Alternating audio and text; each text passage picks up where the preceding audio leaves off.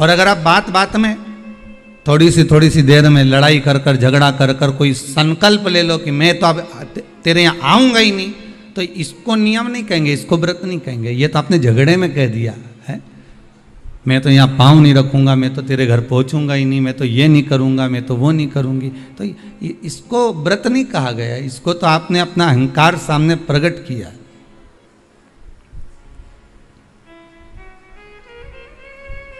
इसको तो आपने अभिमान को सामने लाकर छोड़ दिया। जरा सा झगड़ा हुआ, जरा सा विवाद हुआ, मैं तो इसका मुंह ही नहीं देखूंगी, अब तुम मुझसे मिलना मत ही, और मैं तेरा मुंह नहीं देखूंगी। अब तुमने तो कह दिया मुंह नहीं देखूंगी, अब तुमने सोचा कि मैंने तो नियम ले लिया या मैंने व्रत धारण कर लिया, इसको व्रत नहीं कहेंगे। ये तो तुम्हारा अहंकार, तुम्हारा अभिमान, तुम्हारी अभिमत्ता और तुम्हारा अहम जब सामने आता है तो बात बात में ये संकल्प ले लिया जाता है कि अब मैं ऐसा नहीं करूंगा, अब मैं ये नहीं करूंगी, अब मैं ये धारण कर लेती हूँ, मैं तो बिल्कुल हो नहीं दूंगी। तो ये एक नियम जो तुम बना रहे हो, ये कोई व्रत नहीं है, ये कोई नियम नहीं है, ये तुम्हारे द्वारा तुम्हारा अभिमान, तुम्हारे द्वारा तुम्हारा अहंकार, तुम्हारे द्वारा तुम्हारी अभिमत्ता, ये तुम्हारे सामने प्रकट हो रही।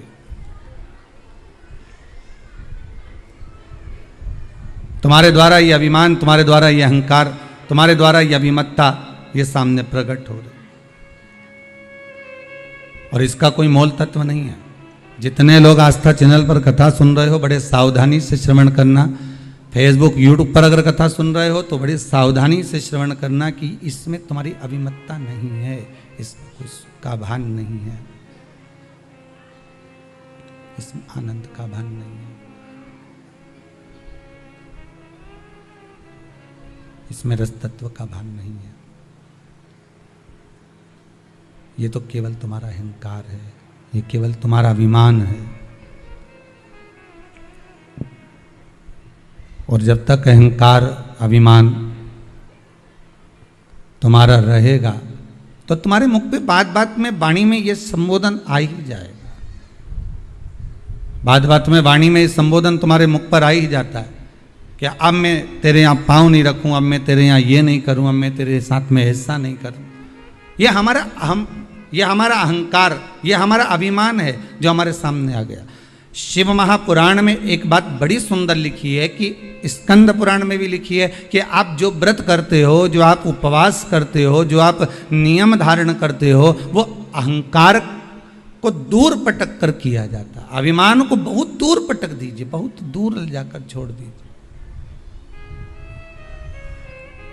जब अहंकार अभिमान आपका दूर ले जाकर छोड़ दोगे, अहंकार अभिमान आपका जब दूर चले जाएगा और उस अहंकार अभिमान को छोड़ने के बाद जब आप भगवत भक्ति में डूबोगे, तब एक आनंद दूसरा ही हमें प्राप्त हो जाएगा। कितना सुंदर लिखा रहता है, एकादशी का जब हम व्रत करते हैं तो शिव महापुराण की कथा में, व्रत शिव महापुराण की कथा जो हम श्रवण कर रहे हैं, स्कंद पुराण, पद्म पुराण, नारद पुराण, कुर्म पुराण, इन पुराणों में जब हम ग्रहण करते हैं, ज्ञात करते हैं, तो हमको मालूम पड़ता है कि व्रत करने से पहले, हमारे एक दिन पहले भी हमारा सोच, हमारी वृत्ति, हमारा मन, हमारी दृष्टता, हमारी चित्तवृत्ति जो भी है, हमारी दृष्टि जो भी है, वो शुद्ध होना चाहिए।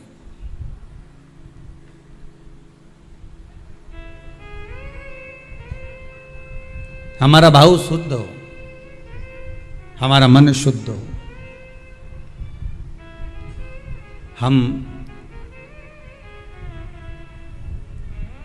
दूसरे से आशा तो रखते हैं कि ये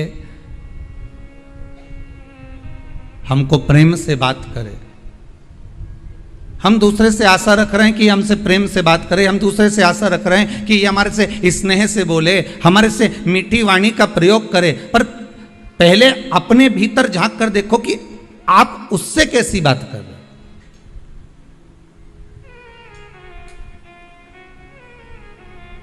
पहले भी कथा में कहा, आज फिर कहते हैं, प्रेम दोगे तो प्रेम मिलेगा। जो आपके पास में है वो आप लुटाना प्रारंभ कर दीजिए।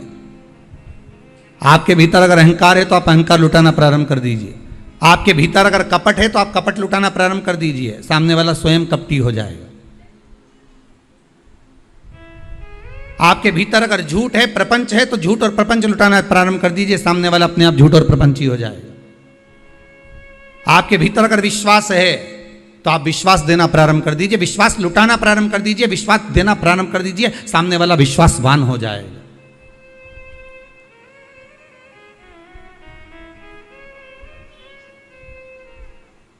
सामने वाला स्वयं विश्वासवान हो जाएगा। आपके भीतर अगर भजन है तो आप भजन देना प्रारंभ करो, सामने वाला खुद भजन गाने बैठ जाएगा। हमने कई माताओं को देखा है, जब तीज त्योहार आता है ना, तो एक माता भजन गाने बैठती है, ढोलक लेके जो पीटना चालू करे, मंजीरा बजाने वाली भी नहीं होना तो दूसरी आके बैठ जाती, मंजीरा उठा ले बजाने लगते, उसको बजाना भी नहीं आता, फिर भी वो आकर बैठ जाती। बैठे बैठे वो ताली बजाएगी, तीसरी फिर आ जाएगी, वो बैठे बैठे ताली बजाएगी, भजन गाएगी। एक गाने बैठी थी, देखते देखते 8, 10, 15, 20 इकट्ठी हो गई। अर्थात आपने भजन दिया है, आपने भजन दिया तो भजन मिल रहा है, आपने प्रेम दिया तो प्रेम मिल रहा है, आपने करुणा दी है तो करुणा मिल रही है, आपने वात्सल्यता दी है तो वात्सल्यता प्राप्त हो रही है। भगवान कृष्ण की माता जी का नाम यशोदा रानी, यश ददाती इति यशोदा, जो दूसरे को यश प्रदान करती है वही यशोदा है। अब आपने तो नाम रख लिया यशोदा और मालूम पड़े दूसरे को दे रही अपयश, यश तो कभी दिया ही नहीं। बहू ने भोजन बनाया, थोड़ी सी सब्जी बेकार बन गई तो तुरंत सास ने कह दिया, पति ने कहा आज तो भोजन अच्छा नहीं बना, इसमें दाल में नमक कम रह गया, मिर्ची ऐसी डल गई, तो तुरंत सास ने कह दिया मैंने नहीं बनाई है, बहू ने बनाई है। मतलब आपने अपयश बहू को दिया है तो एक दिन बहू भी तो अपयश आपको देगी। आप जो लुटा रहे हो, आप अगर कह देती कि दाल मैंने बनाई है और दाल बिगड़ गई होगी, अब शरीर से बनता नहीं है, पाँव में इतना दर्द रहता है ना, तो उसके कारण बस हो सकता है नमक कम डाला हो, ध्यान नहीं रहा हो, मेरी चित्तवृत्ति में नहीं गया हो, मिर्ची ज़्यादा डल गई हो, कुछ हो गया हो, तो सब्जी मेरे हाथ से बिगड़ गई। बहू ने बनाई थी, बिगाड़ी उसने थी, पर आपने उसको यश दे दिया और अपयश अपने माथे पर ले लिया, तो एक दिन बहू भी यही करेगी कि स्वयं यश प्रदान करेगी और अपयश अपने माथे पर लेगी। पर हमारी आदत ये रहती है कि अच्छा करा तो मैंने करा और बुरा करा तो वो बेहरू सिंह ने करा, हमने तो तुरंत कह दिया। अच्छा हम कर रहे हैं, बुरा वो कर रहा है। अब इसमें प्राप्ति कहां है?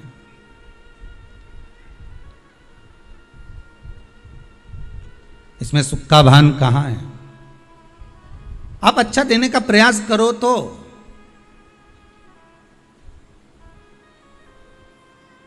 जो साड़ी कोई नहीं पहने, ना बहू पहने, ना बेटी पहने, ना कोई पहने, जब वो साड़ी बहुत दिन की रखी रही और वो साड़ी कोई नहीं पहने, तब तुमने उठाकर उसको भागवत जी पे चढ़ा दी और आशा क्या रख रही हो कि भागवत मैया ऐसी कृपा करजे हमारी झोली खुशी से भर दीजिए। भागवत मैया सोचे बता कजन कहाँ की कितने साल पुरानी साड़ी इधर उधर से घूम फिर के तेरे पास आई और तूने मेरे को ला के चढ़ा दी और आशा रख रही है कि भागवत मैया मेरी झोली खुशियों से भर दे। तो भागवत जी बोली कि मैंने तुझसे कहा था कि तू मुझे साड़ी चढ़ा। कभी भागवत महारानी बोलने आई तुमसे? कभी भागवत महारानी ये कहने आई कि मेरे को साड़ी चढ़ा, कि मुझे आभूषण चढ़ा, कि मुझे रतन चढ़ा, कि मुझे माणिक चढ़ा, कि मुझे सोना चांदी चढ़ा? भागवत कभी नहीं कहने आई कि मुझे ये चढ़ाना। भागवत तो ये कहती है कि तुलसी का दल हो तो समर्पित कर दो, और वो भी नहीं है तो मेरे चरणों में आकर बैठ जाओ, नमन कर लो। जब आखिरी में कथा विराम होगी तो तुलसी का दल व्यास जी महाराज तुम्हारे हाथ में पकड़ा ही देगा। तो भागवत तो ये कहती है कि प्रेम का एक पत्ता भी दिया जाए, स्नेह का एक चावल भी दिया जाए तो भगवान स्वीकार कर लेता है। प्रेम और स्नेह से भगवान स्वीकृत करता है, प्रेम और स्नेह से भगवान बढ़ा लेता है। प्रेम स्नेह से रिटर्न बढ़ा थोड़ा सा। प्रेम का अगर भाव होगा, प्रेम अगर आपके पास में है तो आपको मिलेगा, और अगर प्रेम नहीं है तो मिलेगा। जो होगा आपके पास में वो दे दीजिए।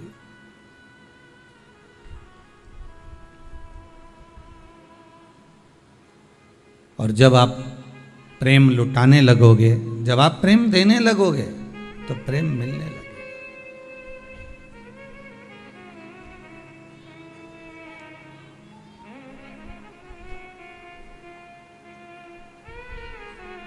शिव बहुत सरल भाषा में समझ लीजिए, बहुत अच्छे से समझ लीजिए। शंकर भगवान ने अपनी जटा में गंगा जी को रखा और सारे विश्व के उद्धार के लिए, संसार के उद्धार के लिए शंकर भगवान ने वो गंगा पृथ्वी पर भेज दी। अब शिव जी ने आपको क्या दिया है? जम के बोलो, क्या दिए? जटा में से गंगा। आप शंकर जी को क्या दे रहे हो? जो पानी भरकर ले गए हो, लोटा भरकर ले गए हो, भले आपने उसमें गंगा का जल नहीं मिलाया, पर आप लोटा भरकर, जल भरकर लेकर गए हो, शंकर को समर्पित करा, तो भाव तो आपका गंगा का ही है ना, कि हम शिव जी को गंगा का जल समर्पित कर रहे हैं। भाव तो आपका वही है। आप भले ना दिए हो, पर भाव आपका वही है। शिव ने गंगा दी, आपने शंकर को गंगा दी। रामेश्वरम जाकर करा क्या आपने? केवल गंगा का जल ही तो समर्पित करा है शिव, क्योंकि भोलेनाथ ने, विश्वनाथ ने, शंभू ने आपको प्रदान करा था, तो आपने उनको दिया है।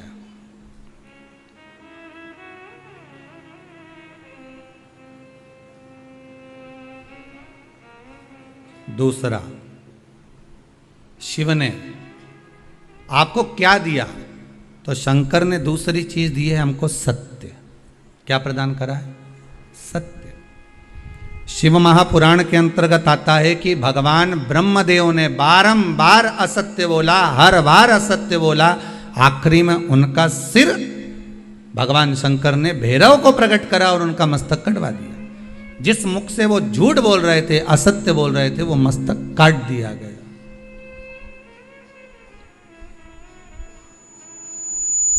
वो मस्तक काट दिया गया, जिससे वो असत्य बोल रहे थे, जिससे वो झूठ बोल रहे थे।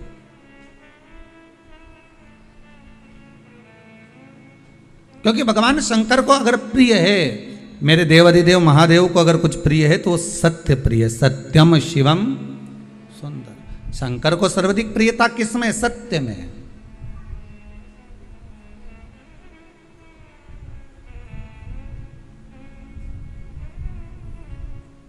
सतनाम कहो, भोलेनाथ कहो, भोलेनाथ कहो, भोलेनाथ कहो। सत्य में शिव है, और जहाँ शिव है वहाँ जीवन अपने आप सुंदर है। सत्य शिव ने दिया है। कब दिया?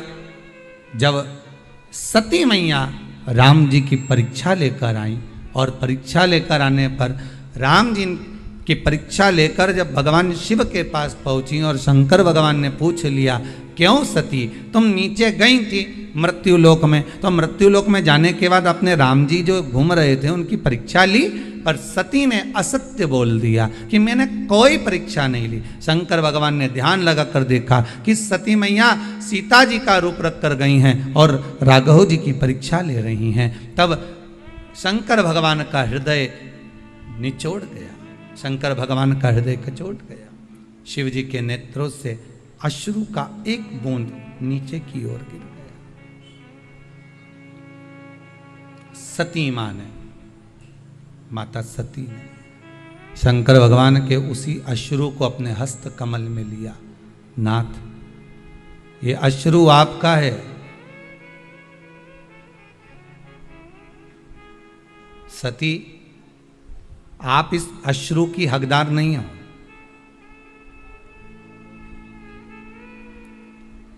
सती, आप इस अश्रु की हकदार नहीं हो। सती ने पूछा, इस अश्रु की हकदार मैं नहीं हूं? नहीं नहीं, आप इस अश्रु की हकदार नहीं हो। यह अश्रु तो आप किसी और को दीजिए। सती ने पूछा, क्यों?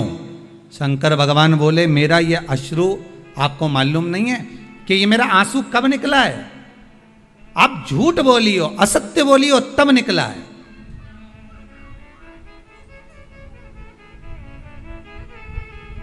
आपने असत्य कहा है, आपने झूठ कहा है, इसलिए मेरा अश्रु निकला है। सामने वाला व्यक्ति जब झूठ बोलता है, असत्य बोलता है, तो उसके सामने जिससे वो असत्य बोल रहा है, जिससे वो झूठ बोल रहा है, और उसको ये मालूम है कि सत्य नहीं है ये, तो उसके नेत्र से जो अश्रु निकलता है वही सत्य है, वही सत्य, शिव के नेत्र से जो निकला है वो सत्य है। सती मैया से कहा इस अश्रु को आप नहीं रख सकती क्योंकि आपके पास में नहीं रह सकता, आप झूठ बोल दियो, आप असत्य बोल दियो।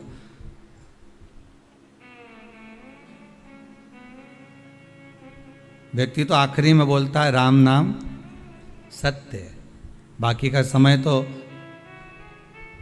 राम राम जपना, पराया माल अपना, मुख में राम बगल में चोरी। सत्य तो आखिरी में निकलता है, जब जीवात्मा चली जावे, जब ये आत्मा, ये जीव केवल शरीर पड़ा हुआ है और आत्मा निकल गई, तब लोगों ने जब उठा कर लेकर गए तब कहा कि राम नाम सत्य है। इससे पहले सत्यता नजर नहीं आती। जब तक जिंदा रहता है ना तो परिवार सत्य है, पत्नी सत्य है, कुटुंब सत्य है, मेरा घर परिवार नाते रिश्ते ये सब सत्य नजर आएंगे। और जैसे ही प्राण छूट गए सब असत्य, बस राम नाम सत्य नजर आता, उसके सिवाय कुछ सत्य नहीं दिखता।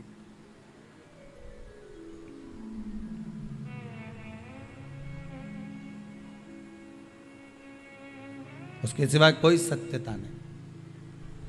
लो सती, ए सती, ये आपके हस्त कमल में जो अश्रु रखा है ना, ये अश्रु आप पहचान नहीं पा सकती कि अश्रु में सत्यता है।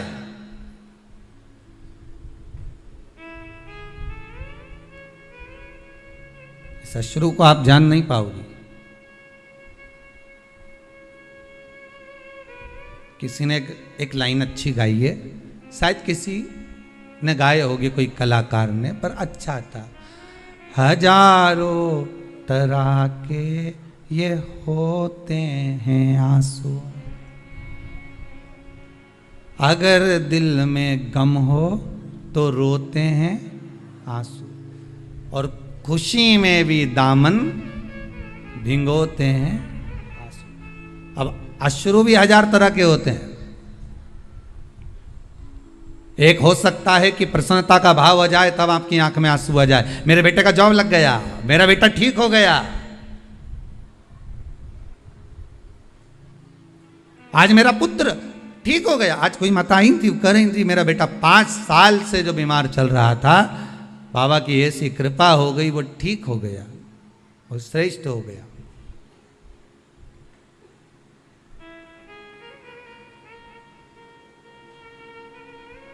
कहीं शंकर की दया हो। प्रसन्नता में भी अश्रु आ जाते हैं।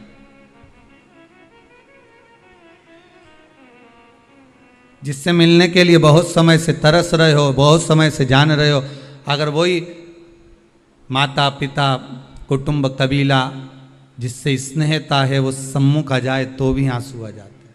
प्रेम है, करुणा है, वात्सल्यता, स्नेह।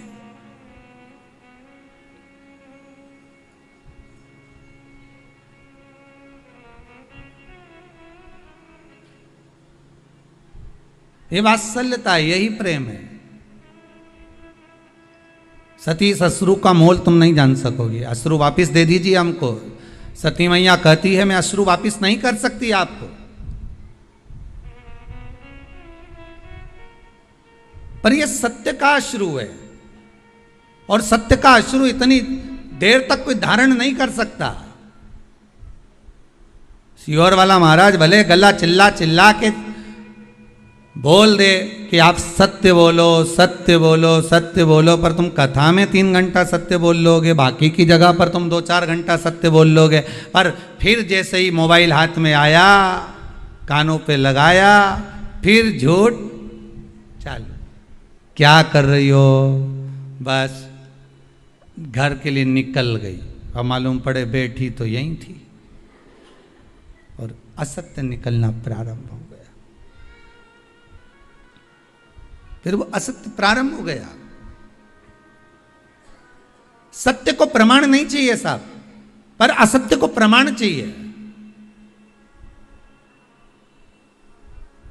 जो झूठ बोलने वाला होता है ना, वो बार बार कहता है लाओ प्रमाण दो, लाओ प्रूफ दो, अभी दो, अभी मैं चले जाऊं, अभी मैं बता दूं, अभी मैं ये कर दूं, लाओ प्रूफ दो।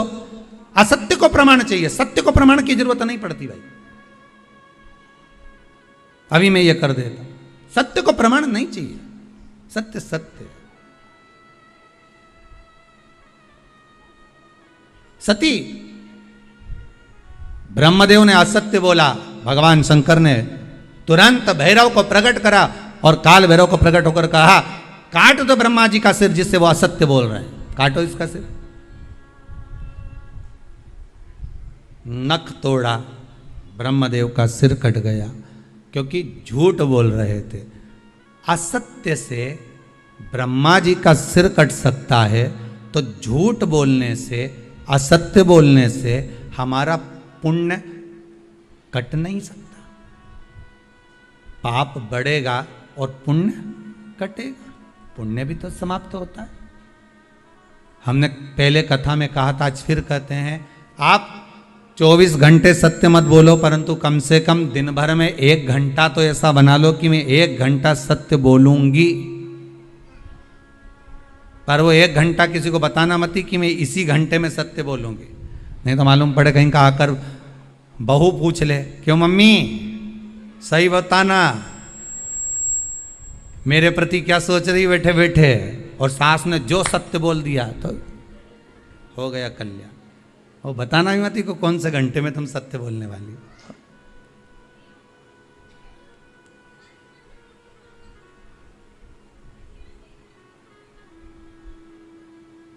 जैसे गीता पढ़ने का विषय है, हृदय में उतारने का विषय। गीता, श्रीमद् भगवत गीता पढ़ो, हृदय में उतारो, अपने बच्चों को पढ़ाओ। क्यों? क्योंकि आज अगर आपके बच्चे गीता को पढ़ लेंगे तो आपके बच्चों को अदालत में खड़े होकर गीता पर हाथ नहीं रखना पड़ेगा। गीता पढ़ने का विषय है, गीता हृदय में उतारने का विषय है। श्रीमद् भगवत गीता को अपनी चित्तवृत्ति में, अपने मन में अगर हमने उतार लिया तो हमारे घर के बच्चों को कभी अदालत में जाकर खड़े होकर गीता पर हाथ नहीं रखना पड़ेगा। अगर गीता का स्मरण करा है तो, श्रीमद् भगवत गीता का मनन चिंतन करा है तो।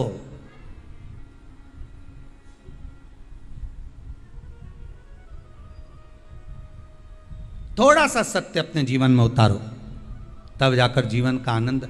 सती लाओ, ये मेरा अश्रु मुझको दे दीजिए, ये सत्य से जो अश्रु निकला है, ये सत्य का अश्रु आप मुझे प्रदान कर दीजिए। नहीं नहीं नहीं स्वामी, मैं ये सत्य को अपने पास रखना चाहती हूँ। शंकर भगवान ने कहा, सुनो सती, अगर सत्य अगर आपने अपने पास में रख लिया तो आपको सहन बहुत कुछ करना पड़ेगा। मैं सहन करने को तैयार हूँ। अगर सत्य मेरे पास में रह रहा है तो मैं सहन भी कर लूंगी। और सती ने क्या सहन करा वो आप देख लो। सती जब पिता के यज्ञ में गई और वहां पहुंची, और पहुंचने के बाद माता सती ने जब जो देखा, देखने के बाद सती ने सत्य कहना प्रारंभ करा और सत्य सुनना प्रारंभ करा, तो सती को भस्म होना पड़ा। माता सती को भी भस्म होना।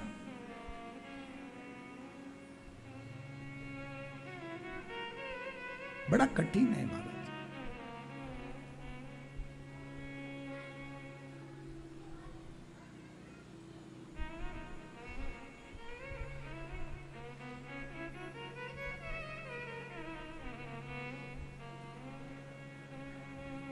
सत्य को पहचान कर, सती मैया ने बारंबार शिव से कहा, मैं सब सहन कर लूंगी सत्य को, आप मुझे दे दीजिए। शंकर भगवान ने अपना अश्रु, वो सत्य का अश्रु, सत्यता का अश्रु शंकर भगवान ने दे दिया सती माता।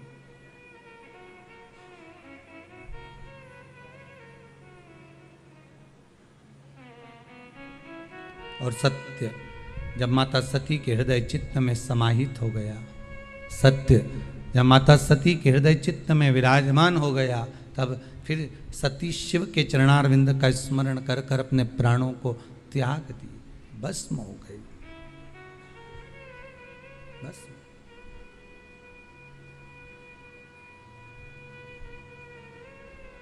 और वो सत्य के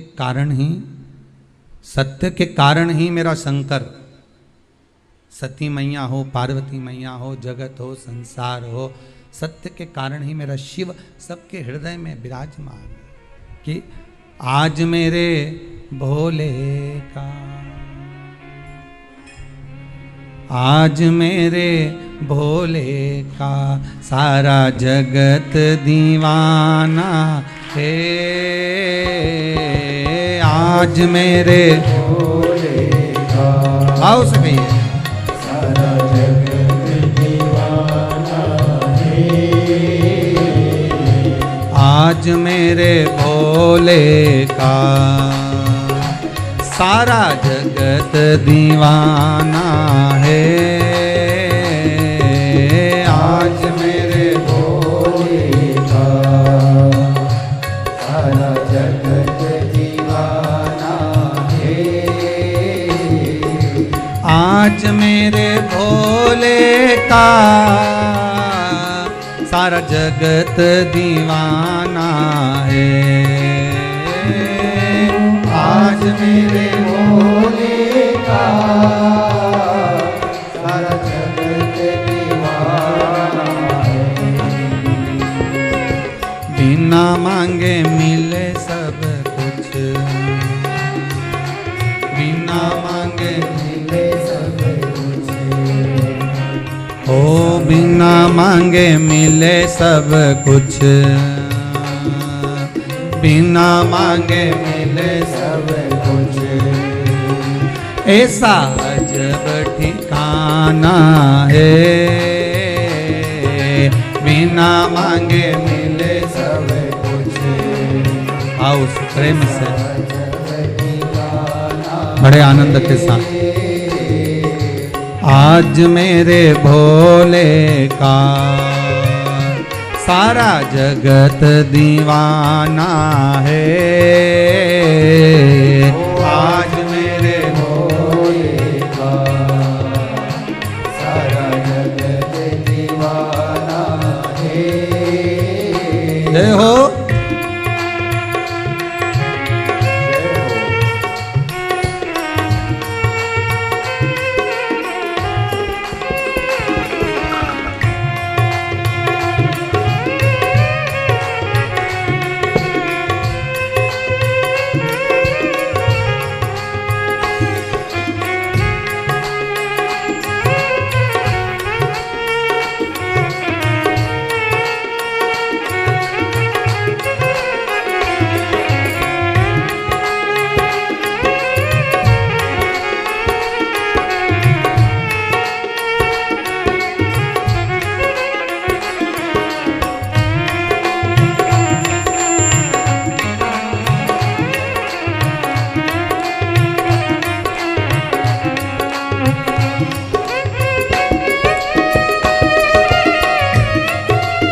बड़े भाव से आनंद के साथ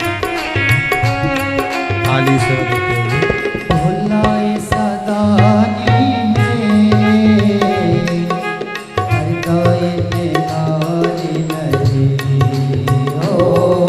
भोला ऐसा दानी है, करता इनकार नहीं। भोला ऐसा दानी है, हर गाय नारी नहीं हो। भोला ऐसा दानी है, करता इनकार। जो भी मांगो मिल जाए। हर भोले जो भी मांगो मिल जाए। सब भोला खजाना है।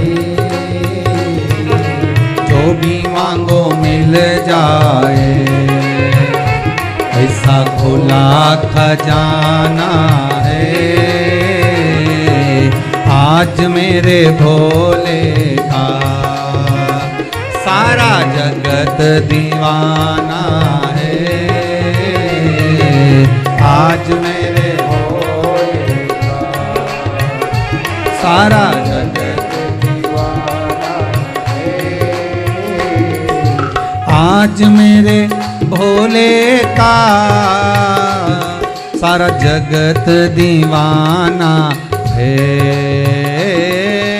आज मेरे भोले का सारा जगत दीवाना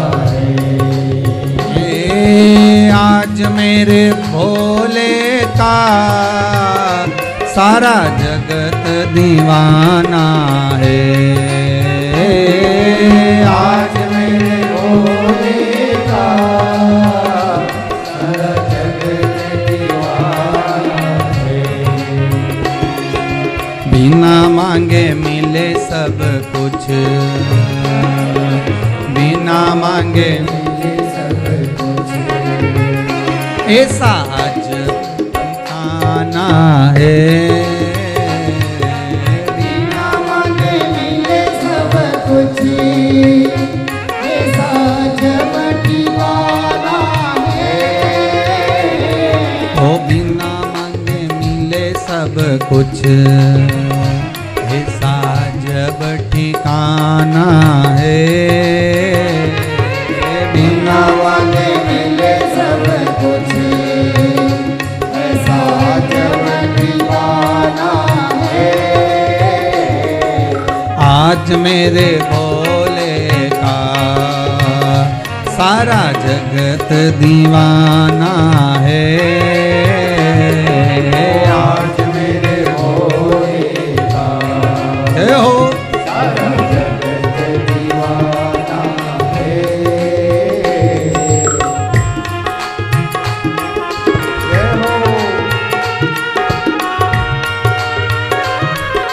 हरि बोल।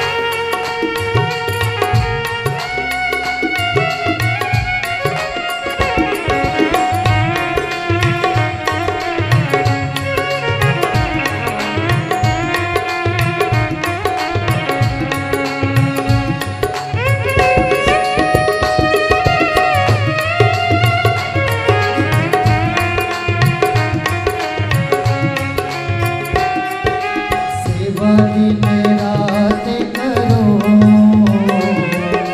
हरे बल हरे क्षण हो।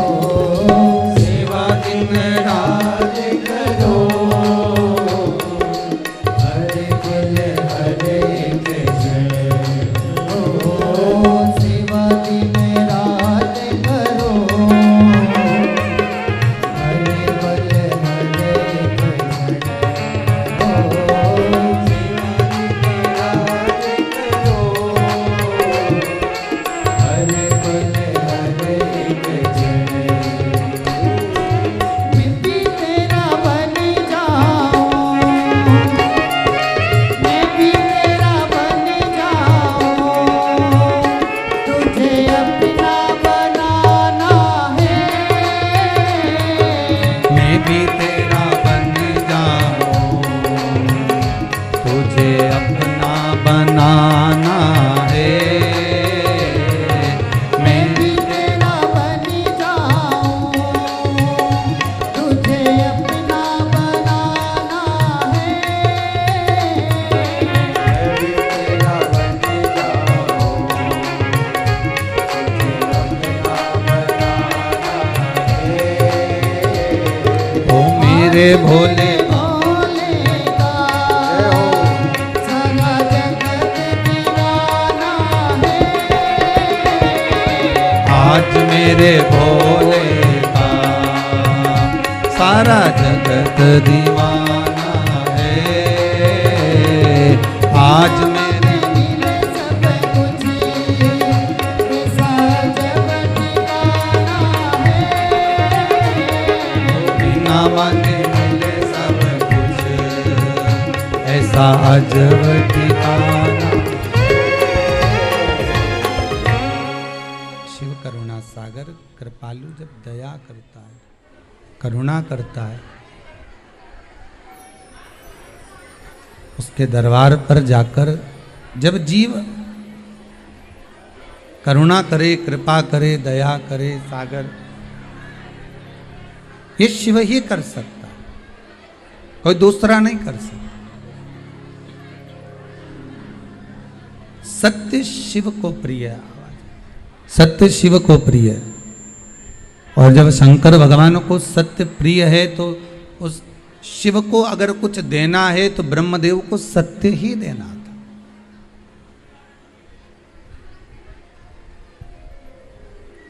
ब्रह्मा जी अगर देना चाहते तो सत्य दे देते, पर ब्रह्मदेव ने सत्य नहीं दिया।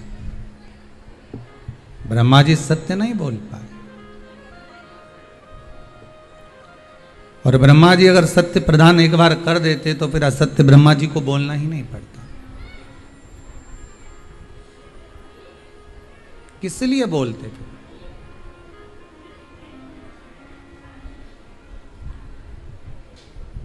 व्रत का सबसे पहला नियम, एकादशी व्रत का सबसे पहला नियम है कि आप जिस दिन व्रत करो उसके एक दिन पहले भक्ति का संचार इस हृदय में कर लो। भक्ति का संचार इस हृदय में कर लीजिए। जिस दिन आप व्रत करो, जैसे एकादशी का व्रत कर रहे हो तो दशमी के दिन शाम का समय जब आवे, रात्रि जब होने लगे, शाम का समय आवे और रात्रि का आप जब भोजन ग्रहण करो तो उस भोजन में कोई ऐसा पदार्थ ग्रहण मत करिए जिस पदार्थ के कारण आपकी एकादशी बिगड़ जाए।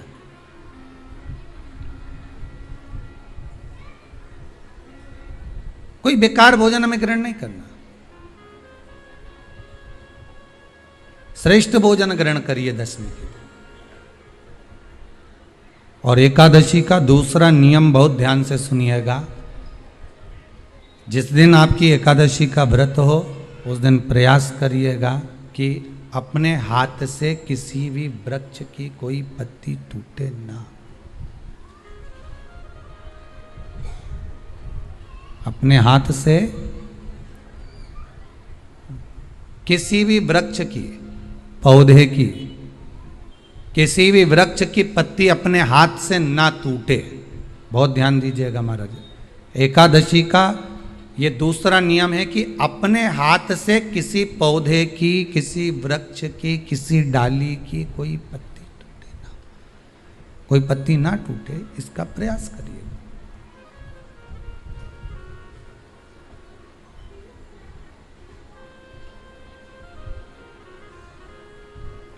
कितना सुंदर व्याख्यान कहा है, कितना सुंदर वर्णन है महाराज कि मात्र एकादशी का व्रत कर लेने पर,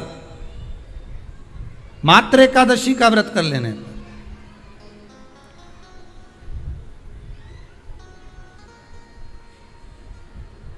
जो पूर्व में किया गया हमारा पाप कर्म है, हमने किसी जीव की हत्या करी है, हमने किसी को कष्ट प्रदान करा है, हमने किसी को अपशब्द कहा है, हमने किसी को ताने दिए, हमने किसी को आड़ा टेढ़ा कहा है, हमने किसी को गालियां दे दी है, मात्र एकादशी का व्रत ही कर लेने पर ये सारे जो दोष हैं वो समाप्त हो जाते हैं।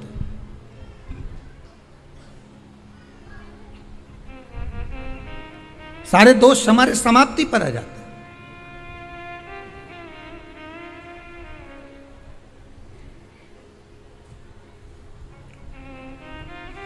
अब एक विचार करिएगा थोड़ा सा अपने मन में, अपने चित्त में, अपनी वृत्ति में एक बात उतारिएगा। एक अपने मन में एक बात को उतार कर रखिएगा कि आप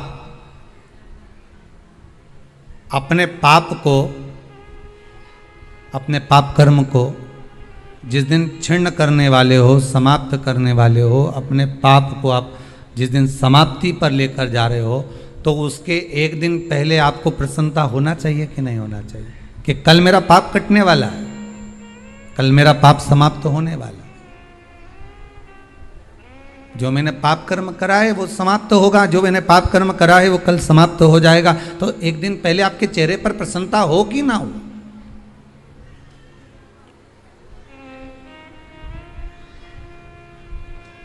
और चेहरे पर वो प्रसन्नता आपके आना चाहिए कि कल मेरा एकादशी का व्रत है, आज दशमी है, कल एकादशी का व्रत है, तो कल मेरी जब एकादशी का व्रत रहेगा तो मेरा ना जाने कितना कितना पाप, कितना कितना असत्य, कितना कितना झूठ, कितना कितना प्रपंच वो समाप्त हो जाएगा। इसमें मुझे प्रसन्नता हो, इसमें मुझे आनंदता हो।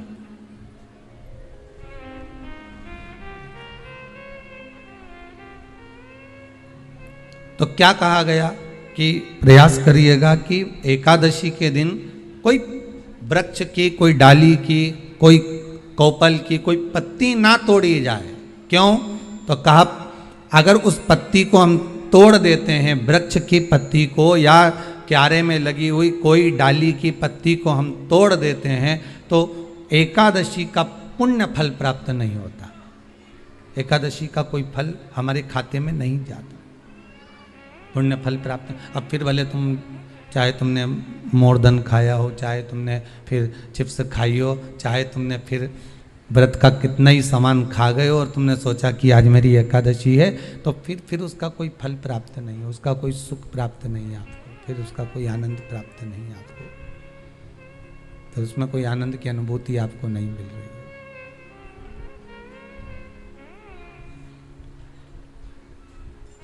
फिर उसमें कोई फल की प्राप्ति आपको नहीं हो रही। आस्था चैनल के माध्यम से जितने भी एकादशी करने वाले हैं और चतुर्थी का व्रत करने वाले हैं, बहुत ध्यान से आज की कथा सुनना कि एकादशी का आपसे आपके बच्चे पूछेंगे, मम्मी हम भगवान विष्णु का दर्शन करते हैं, हम राम जी का दर्शन करते हैं, हम कृष्ण भगवान का दर्शन करते हैं, हम भवानी माता का दर्शन करते हैं, हम शंकर जी का दर्शन करते हैं, हम सारे देवी देवताओं का दर्शन करते हैं, पर ये एकादशी माता तो कभी नजर ही नहीं आती। पूछेंगे कि नहीं पूछेंगे कि तुम जिस एकादशी का व्रत करते हो इनका जन्म कहां से हुआ, कहां जन्मी थी? एकादशी की जन्मस्थली कहां है? भाई भगवान कृष्ण की जन्मस्थली तो मथुरा है, श्री राम जी महाराज की जन्मस्थली बोल दो जम के अयोध्या है।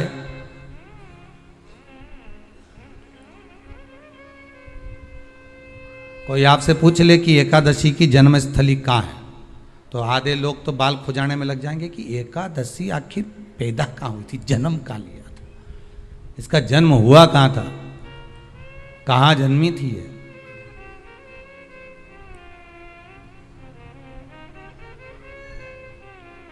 इसका जन्म स्थल है कहाँ? और अगर मान लो जन्म स्थल एकादशी का है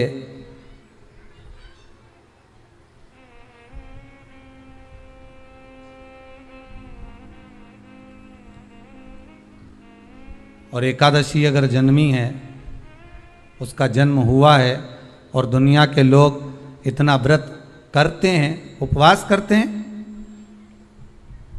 तो फिर इसका जन्म स्थल कहाँ होगा? तो कहा इसका जो जन्म स्थल है वो बद्रीनाथ। कहाँ पर है? बद्रीनाथ। और उस बद्री विशाल में भी एक गुफा जिसका नाम है हेमवती। क्या नाम है? हेमवती। उस गुफा में एकादशी का जन्म स्थल है।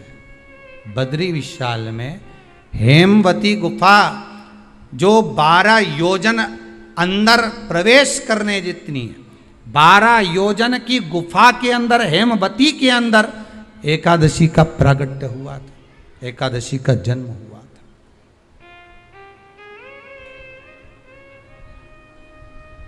अब तो बता सकते हो ना कि कोई पूछे कि राम जी का जन्म अयोध्या में हुआ, भगवान कृष्ण का जन्म मथुरा में हुआ, और कोई पूछ ले आपका जन्म कहाँ हुआ था, अपन कह सकते ना सीहोर में हुआ हमारा, और आपसे कोई पूछे कहाँ हुए तो कहीं इंदौर में हुए कि देवास में हुए कि भोपाल में हुए कि मुंबई में हुए कि पूना में हुए, आपका तो बता दोगे। पर बच्चे आपसे पूछ ले मम्मी तू इतनी एकादशी का व्रत करती है, एकादशी का तू व्रत करती है, और सबको करा देती है कि वल्लभ कुल की एकादशी करो, भले बकरी जैसे चरो पर एकादशी करो, और सबको एकादशी कराया। तो कोई पूछ ले कि एकादशी का जन्म कहाँ हुआ था, तो आप कह सकते हो कि बद्री विशाल में, हेमावती में, बद्री विशाल के हेमवती गुफा के अंदर जो 12 योजन की गुफा है, उस गुफा में एकादशी का जन्म हुआ।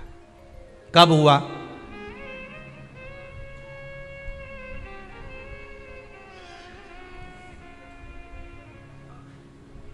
जन्म होने का कारण, राम जी के जन्म होने का कारण था रावण का संहार। भगवान कृष्ण के जन्म होने का कारण था कंस का संहार। नरसिंह भगवान के जन्म होने का कारण, प्रकट होने का कारण था हिरण्यकशिपु का संहार। वराह भगवान के प्रकट होने का कारण था कि पृथ्वी को जल पर लाकर ठहराना, हिरण्याक्ष का संहार।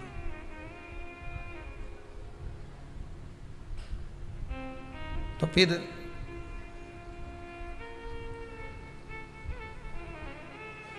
इसके जन्म का कारण क्या है? तो कहा इसके जन्म का केवल एक कारण है। सतयुग में, अब एक और बात का बहुत ध्यान दीजिएगा महाराज, सतयुग एक बार नहीं हुआ कि तुम सोचो कि सतयुग के बाद में द्वापर, त्रेता आ गया, त्रेता के बाद द्वापर आ गया, द्वापर के बाद कलयुग आ। एक सतयुग नहीं है, एक त्रेता नहीं है, एक द्वापर नहीं है। ना जाने कितने कितने सतयुग निकल गए, ना जाने कितने कितने द्वापर, त्रेता, कलयुग, ना जाने कितने निकल गए।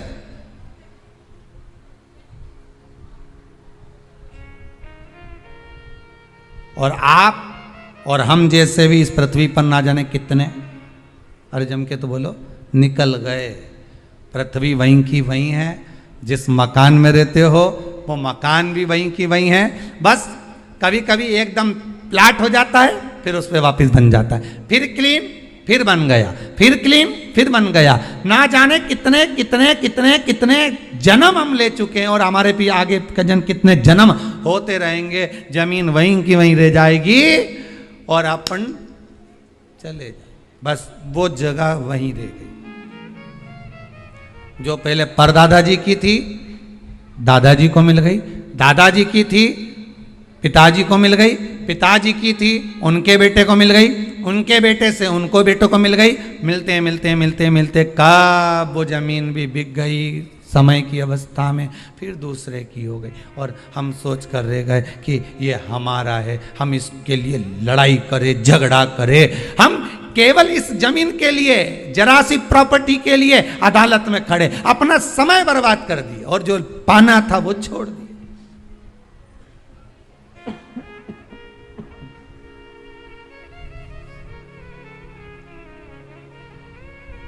जो पाना था वो छोड़ दिया हमने।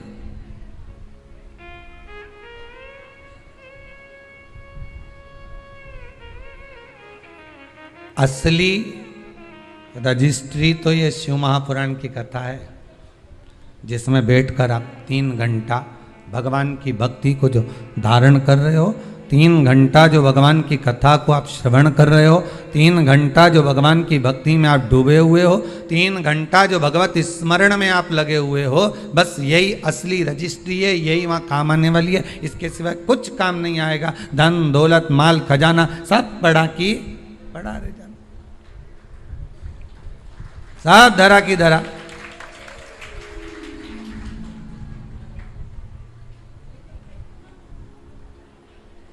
रह गया। वो एक लाइन आप लोग स्मरण करते होंगे, सज धज के जिस दिन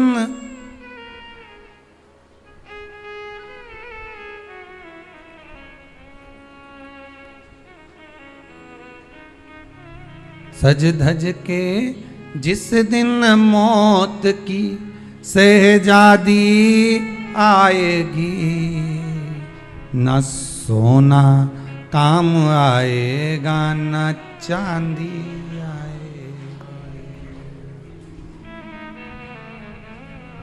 अलमारी में धरा की धरा रह जाएगा, लॉकर में पड़ा की पड़ा रह जाएगा। लॉकर में पड़ा की पड़ा है, अलमारी में धरा की धरा है। कपड़े भी सारे घड़ी बने की बने रहे, कपड़े भी धरे की धरे रह गए और सब पड़ा रह गया। कि छोटा सा तू कितने बड़े अरमान हैं तेरे, मट्टी का तू सोने जैसे मान है तेरे। मट्टी की काया एक दिन मट्टी मिल जाएगी, न सोना काम आएगा न चांदी आएगी, न सोना काम आएगा न चांदी आएगी। सज धज के जिस दिन मौत की शहजादी आएगी, ना सोना काम आएगा ना चांदी आएगी, ना सोना काम आएगा ना चांदी आएगी। सब पड़ा रह जाएगा, धरा की धरा रह जाएगा, सब पड़ा की पड़ा रह गया, जीव चला गया। झगड़ा करा, लड़ाई करी, विवाद करा, खूब झगड़े पर मिला क्या? इतनी सी जमीन है, इतनी।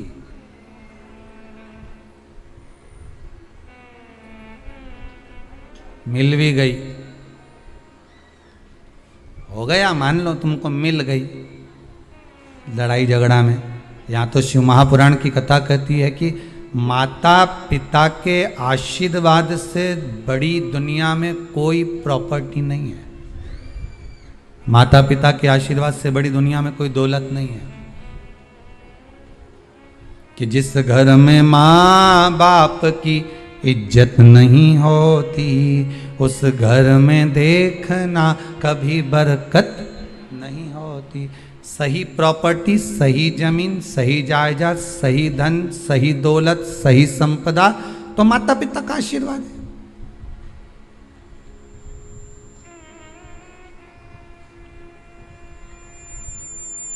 सही दौलत तो वही है, सही जायदाद तो वही है। अब प्रयास करना एकादशी के दिन कोई पत्ती ना टूटे। अगर आपको तुलसी के दल की भी जरूरत है तो आप दूसरे से कह सकते हो कि मुझे तुलसी का दल ला दे।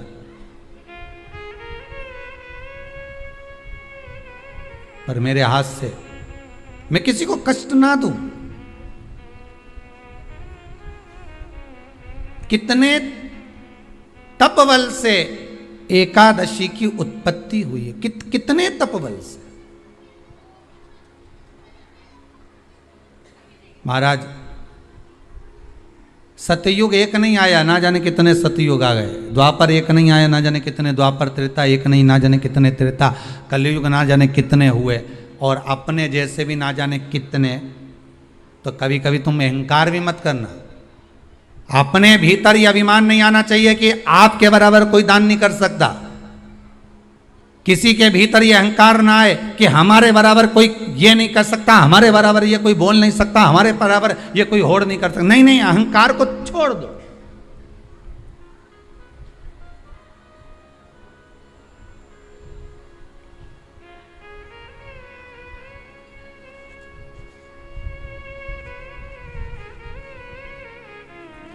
इस भारत की भूमि पर, इस भारत माता की गोद में अगर वीर भी जन्मे तो ढेर वीर जन्मे। कोई एक नहीं, कोई एक सोचे कि मेरे बराबर कोई और नहीं कर सकता। नहीं नहीं, ना जाने कितने। इस भारत माता की गोद में अगर दानी भी जन्मे तो ना जाने कितने, कोई ये ना सोचे कि मेरा बराबर कोई दान नहीं कर सकता। इस भारत माता की गोद में सुंदर भी जन्मे तो इतने, कोई ये ना कह सकता है कि मेरे बराबर कोई सुंदर नहीं है। और इस भारत माता की गोद में कलाकार भी जन्मे तो इतने, कोई ये नहीं कह सकता कि इसके बराबर कोई नहीं। इस भारत माता की गोद में कथाकार भी ढेर जन्मे, कोई ये नहीं कह सकता कि इसके बराबर कोई नहीं। भगवान ने पैदा करा, अभिमान नहीं होना चाहिए, अहंकार नहीं होना चाहिए। ना जाने कितने हों,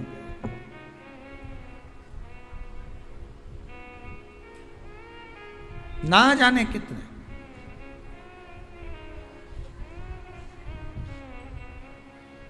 बस हो सकता है सतयुग, त्रेता, द्वापर, कलयुग भी जो अनेक हुए तो हम भी अनेक होंगे, हम भी ना जाने कितने होंगे। सतयुग की कथा है। सतयुग में एक नाड़जंग नाम का एक असुर हुआ। देखिए, एकादशी के जन्म की कथा शायद आपने जिंदगी में कभी सुनी ना सुनी जीवन में, पर इस जीवन में मनुष्य की देह प्राप्त कर कर अगर आप शंकर की शिव महापुराण की कथा सुन रहे हो तो एक एक संवाद को अपने जीवन में उतार कर रखना, जिससे कई माताएं कहती है गुरुजी पहले हम ये चीज नहीं जानते थे, पर आपसे श्रवण कर कर ही तो कुछ मिलेगा। आने वाली पीढ़ी को हमको ज्ञान देना है। सियोर वाला महाराज तो 3 घंटा 2 बजे से 5 बजे तक आस्था चैनल पर, फेसबुक पर, यूट्यूब पर कथा बाज देगा। इसके बाद जवाबदारी आपकी है। कथा सुनने के बाद जवाबदारी आपकी है कि आपके बच्चों को शाम को भोजन कराते समय, आप रात्रि को अपनी बहन से बात करते समय, आप रात्रि को अपने रिश्तेदारों से बात करते समय उनसे भी प्रश्न कर सकते हो। क्यों आज तूने कथा सुनी थी? आज अपने एकादशी के जन्म की कथा सुनी कि एकादशी कब पैदा हुई, एकादशी का जन्म कब हुआ, कौन सी जगह पर जन्मी थी। अपने को मालूम था कि राम जी कहाँ जन्मे, अपने को मालूम था भगवान कृष्ण कहाँ जन्मे, अपने को मालूम था नरसिंह भगवान कहाँ जन्मे, पर अपने को एकादशी का जन्म कहाँ हुआ ये नहीं मालूम था। आप अपनी बहन से, अपने रिश्तेदारों से बात कर सकते हो।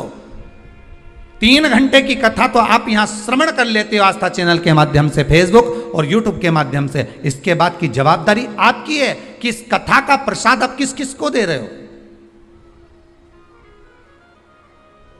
आप कथा का फोन लगाकर किस किस को बोल रहे हो कि 2 बजे से 5 बजे तक कथा आ रही है। सुनो, व्रत शिव महापुराण की कथा है। व्रत, उपवास जो अभी तक करते आए हैं उसी को सुन रहे हैं कि अब कैसे करना चाहिए। करते तो आए पर उसको करना कैसे। कहां जन्म ले लिया तो कहा महाराज बद्रीनाथ। कब जन्मी एकादशी? एकादशी का जन्म कब हुआ तो कहा एक नाड़ाजंग नाम का सुर था, राक्षस, जिसके पुत्र का नाम था मुर। क्या नाम है? मुर। मुरदैत्य। ये मुरदैत्य इतना विशालकाय था, इतना विशालकाय था, रहने वाला चंद्रावती नगर का था। कौन से नगर में रह रहा था? चंद्रावती नगर। बड़ा विशालकाय।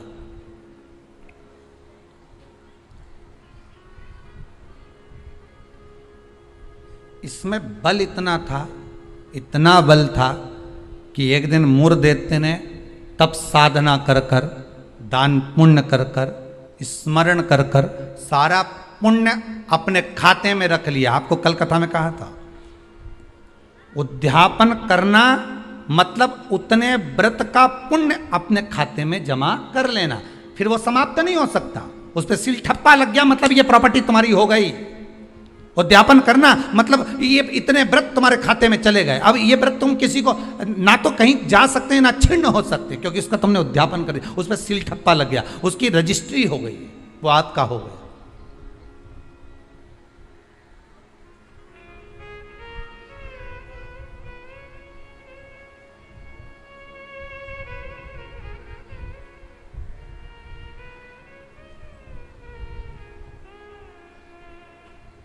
अब मुरदैत्य बड़ा बड़ा उपद्री था, बड़ा उपद्री, इतना उपद्री, पर साथ में वो दान भी बहुत करता था, साथ में वो पुण्य भी बहुत करता था, सत्कर्म बहुत करता था। अब पर ये सब कुछ करने के साथ में वो पाप भी बहुत करता था।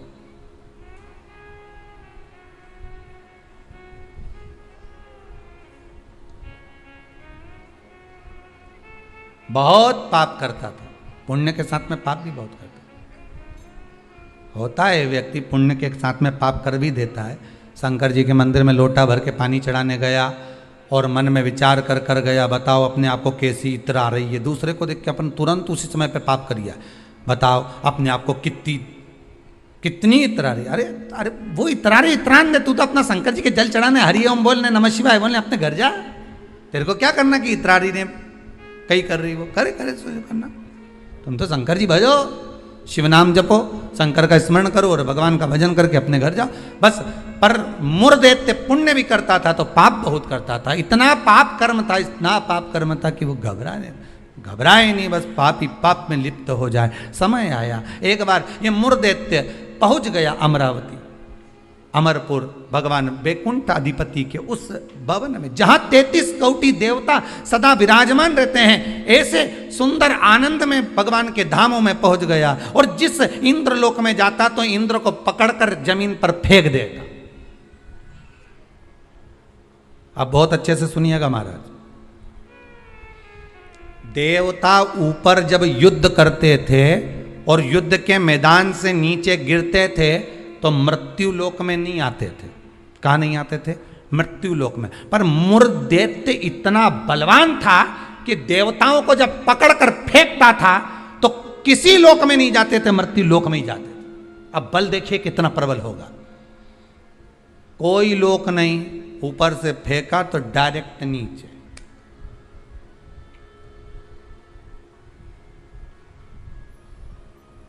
सीधे नीचे।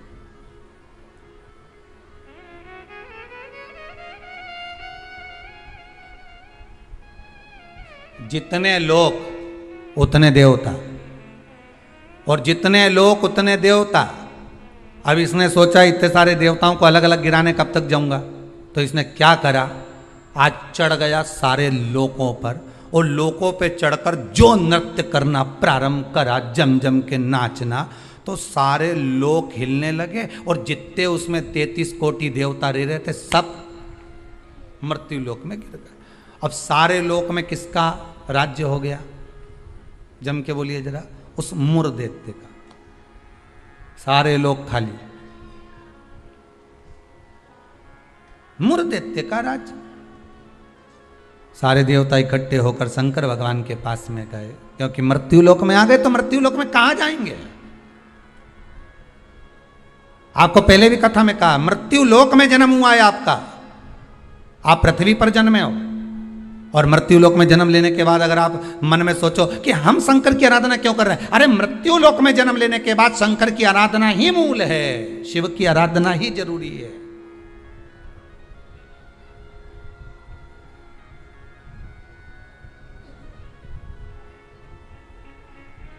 कहां जाएं, किससे कहें? वैकुंठ लोक के अधिपति भगवान विष्णु, ब्रह्मलोक के अधिपति भगवान ब्रह्मा, इंद्र लोक के अधिपति इंद्र, यमलोक के अधिपति यम, मृत्यु लोक के अधिपति महादेव है, भगवान शिव है। और अगर आप मृत्यु लोक में रह रहे हो तो आपके जीवन में अगर दुख है, तकलीफ है, कष्ट है, रोग है, बीमारी है, तकलीफ में हो तो शंकर की शरण में जाइए। सारे 33 कोटि देवताओं का चरित्र एकादशी के जन्म की कथा कर रही है, पद्म पुराण की कथा कर रही है, स्कंद पुराण की कथा कर रही है, शंकर की पावन कथा कर रही है कि देवता जब मृत्यु लोक में आ गए और मृत्यु लोक में आने के बाद उनको जब कष्ट हुआ, किसी देवता के पास नहीं गए, सबसे पहले शंकर जी के पास गए, क्योंकि जो करीब में होता है उसी को पुकारा जाता है। एक बहू पूना में रह रही है और एक बहू तुम्हारे साथ में रह रही है और तुम्हारा पेट दुखे या चक्कर आ रहे हैं तुमको, तो क्या पूना वाली को फोन लगा के बोलोगी बहुत चक्कर आ रहा है?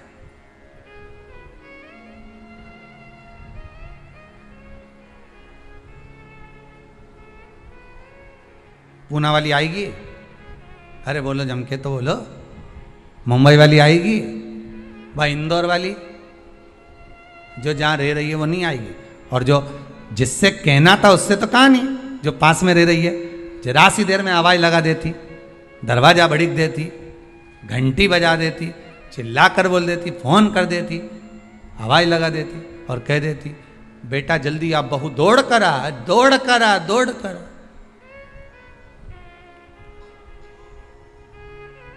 बोलो आती कि नहीं आती?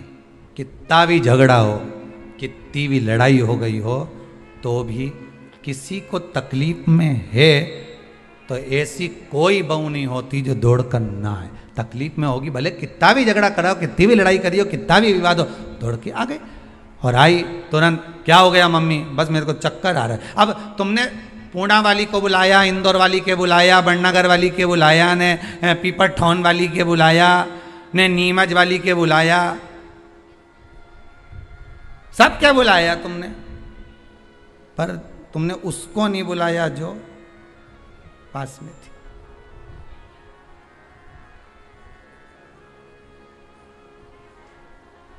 जो नजदीक में थे। मृत्यु लोक में जब देवता नीचे गिर गए तो इनके नजदीक में कौन थे? भगवान शंकर। जब शंकर भगवान नजदीक में थे तो सारे देवता शिव जी के पास दौड़ कर गए, भोलेनाथ जी के पास दौड़ कर जाकर हर हर महादेव, हर हर महादेव, हर हर महादेव। जैसे ही हर हर महादेव बोला, शंकर भगवान के नेत्र खुल गए। शिव जी ने पूछा कैसे आना हुआ ये तो बताओ।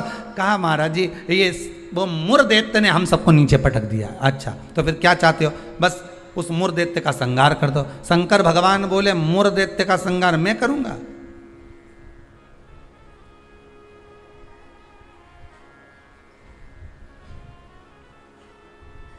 मैं नहीं कर सकता। क्यों?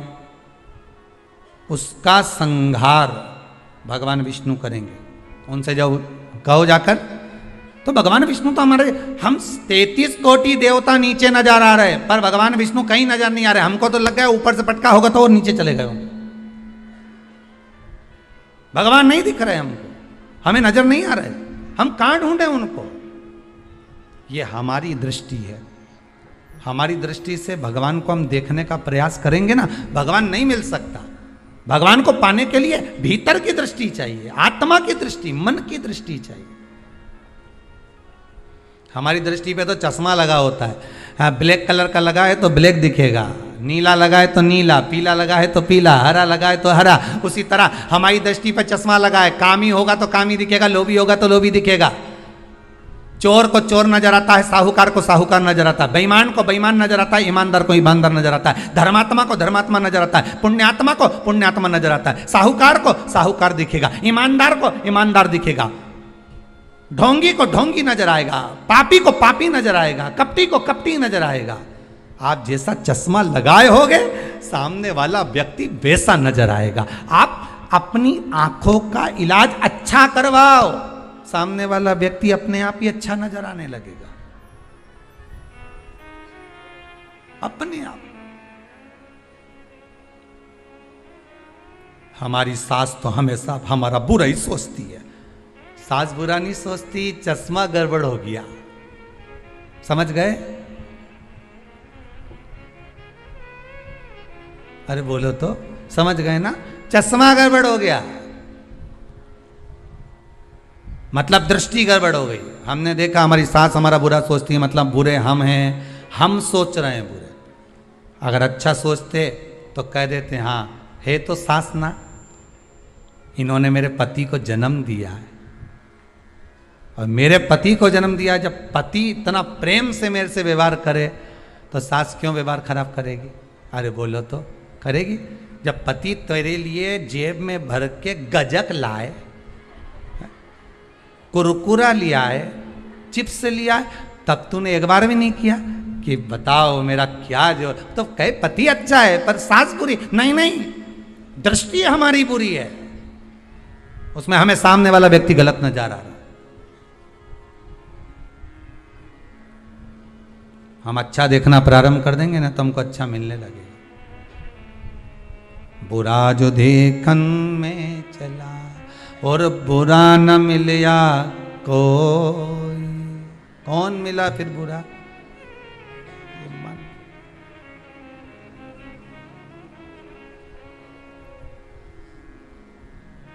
इस मन को बुरा करना।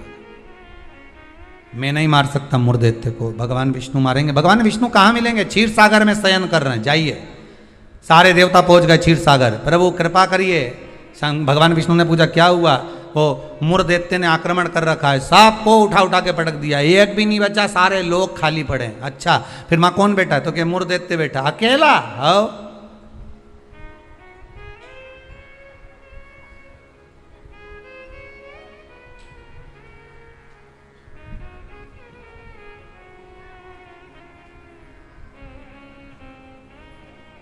वो अकेला बैठा है। हाँ, भगवान विष्णु बोले आप चिंता मत करो, चलो चलो हमारे साथ। चंद्रावती नगर पर सारे 33 कोटि देवता आक्रमण कर दो। शंकर भगवान तो मुस्कुराने लगे। एक मुर्दैत्य के लिए 33 कोटि देवता अपना अपना लोक छोड़कर आ रहे हैं युद्ध करने के लिए। विचार करिएगा जरा। एक व्यक्ति की हस्ती मिटाने में, एक व्यक्ति की हस्ती मिटाने में ना जाने कितने लग जाते हैं नीचे गिराने में, ना जाने कितने।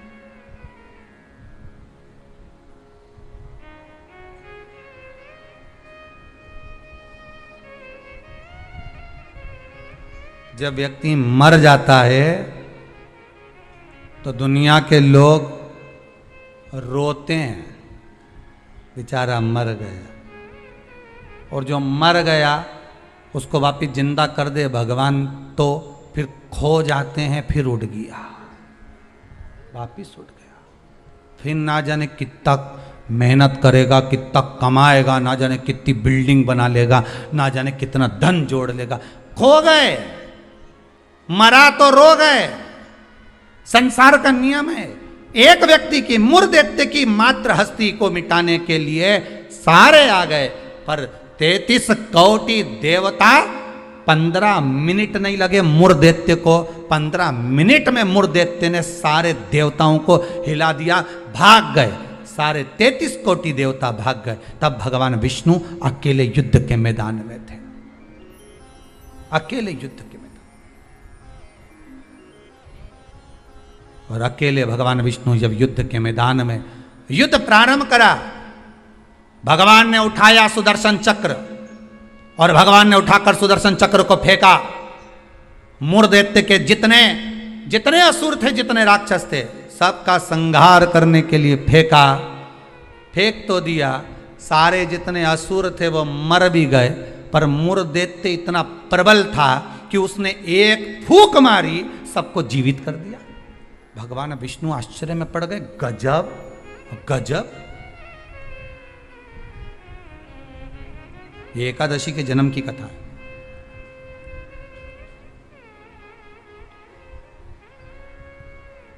गजब हो गया, इतने सारे मरे और एक क्षण में भगवान ने तो सुदर्शन फेंका ने, सब घूम के गया ने, सबके मार के आया। उनके तो 1 घंटा, आधा घंटा, 15 मिनट, 10 मिनट, 5 मिनट लगे होंगे। इसने तो एक फूंक मारी, जो यहां से चालू करा, हैप्पी बर्थडे ने टू यू, एक फूंक में ही सब निपटा दिया। ले, सब जाग गया, सब। जैसे वो 11 साल होए तो लोग 11 मोमबत्ती जला। हमारे यहाँ तो कहीं नियम नहीं है, हिंदू धर्म के शास्त्र के अनुसार ये नियम नहीं है कि मोमबत्ती को बुझाओ कि दिया बुझाओ। हमारे यहाँ तो जन्मदिन मनाओ तो दिया जलाओ। और पहले बात तो जन्मदिन मनाओ तो पहले सोच के मनाओ कि 14 साल के हो गए, मतलब भगवान के करीब जाते जा रहे हैं, करीब। 35 साल के हो गए, मतलब 36वें में लग गए, उसकी ओर करीब पहुंच गए। जैसे जैसे उम्र बढ़ती जा रही, तुम तो केक काट रहे हो, ऊपर तो नगाड़े बज रहे हैं, भेरू आने वाला है, ऊपर नगाड़े बज रहे हैं। 68 का हो गया, गांव के लोग जन्मदिन मना रहे, ऊपर कह रहे तैयारी कर लो रे, थोड़ा और बचा है, आने वाला है।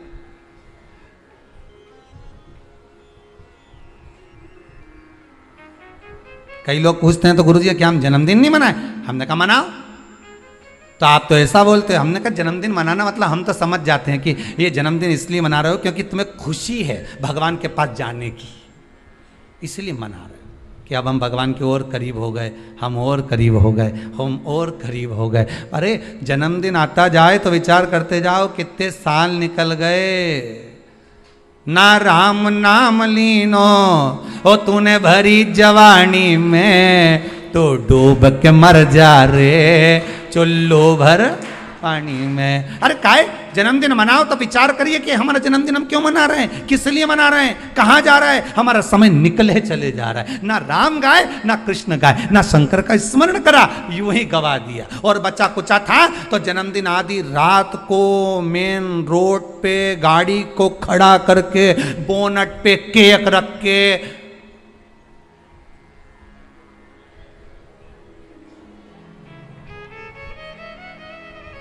तो बेचारा इतना अच्छा व्यक्ति का जन्मदिन रोड पे मना रहे जैसे बेचारा अनाथ है रे, इसका कोई नहीं बापड़ेगा। उसके घर में उसकी मम्मी है, उसके घर में उसके पिताजी हैं, उसके घर में उसका भाई है, उसके घर में पूरा परिवार है, और जन्मदिन कहाँ मना रहे? रोड पे। हैप्पी बर्थडे टू यू, क्योंकि अनाथ है तो जन्मदिन रोड पे मन रहा है। अगर अनाथ नहीं होता तो जन्मदिन उसके माता पिता को खड़े रखकर मनाते कि इस माता ने जन्म दिया है तेरे जैसे बेस्ट फ्रेंड को, इसको जन्म दिया है, इस माता ने मेरे दोस्त को जन्म दिया। खुश होते कि माता पिता ने जन्म दिया। सबसे पहले जन्मदिन पर अगर पूजन करना है तो माता पिता के गले में माला पहनाओ कि इनने तुम्हें जन्म दिया है, तुम्हारे जैसा व्यक्ति इसने पैदा किया है, तुम्हारे जैसे जीव को इसने जन्म दिया है। तुम्हें जो दोस्त मिला, तुम्हें जो फ्रेंड मिला, जो तुम्हें, समझ गए, भेरू के भेरवी ने भेरवी के भेरू मिल गया। तो जिसने जन्मदिन की खुशी उनके सामने मना।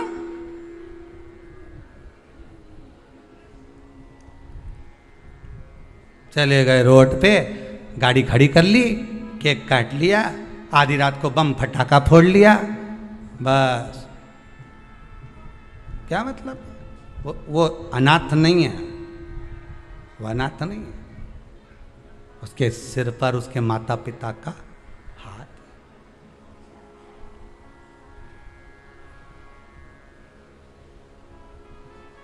ने एक फूंक मारी केक की,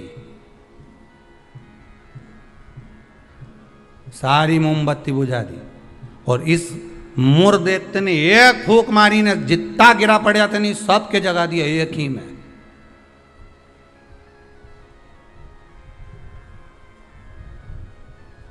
मेरे को तो लगे वो कहीं कहीं का बाबा जोगी और नहीं हो, नहीं जिसके यहाँ झाड़ा लगवाने लोग जाए, एक फूंक मार दो उठी क्या। तो ये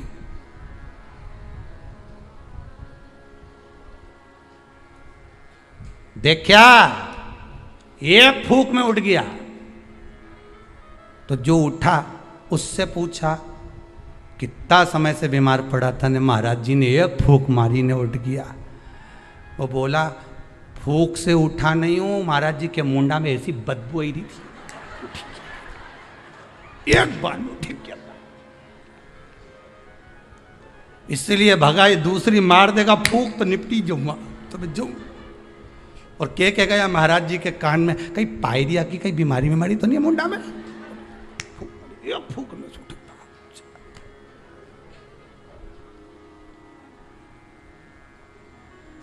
अब अभी महाराज जी ने उसको मारी थी, अब महाराज जी खुद के मार के देखो,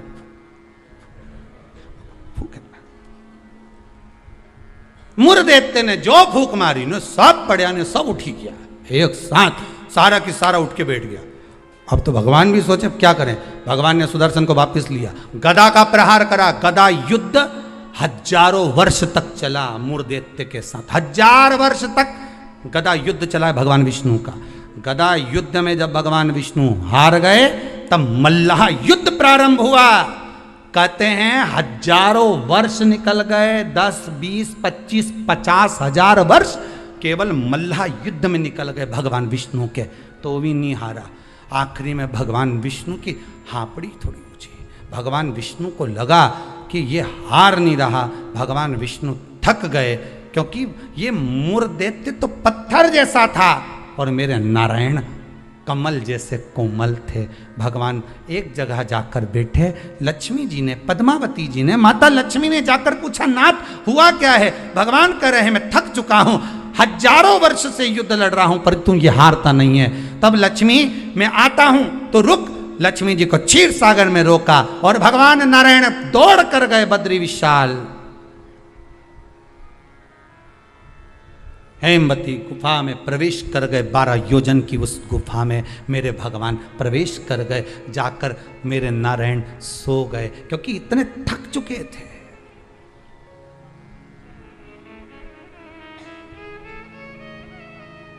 इतने थक गए थे। और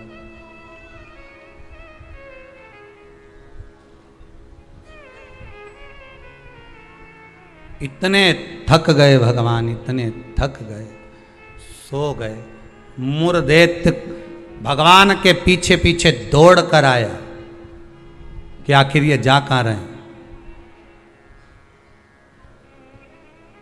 ये जा कहां रहे हैं। मूर दैत्य ने विचार करा, आज भगवान भाग कर कहां जा रहे हैं मुझसे।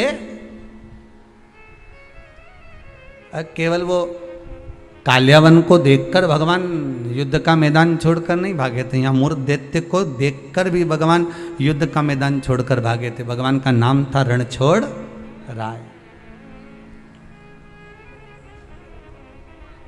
कहाँ जा रहे हैं, किस जगह जा रहे हैं? जा रहे चले।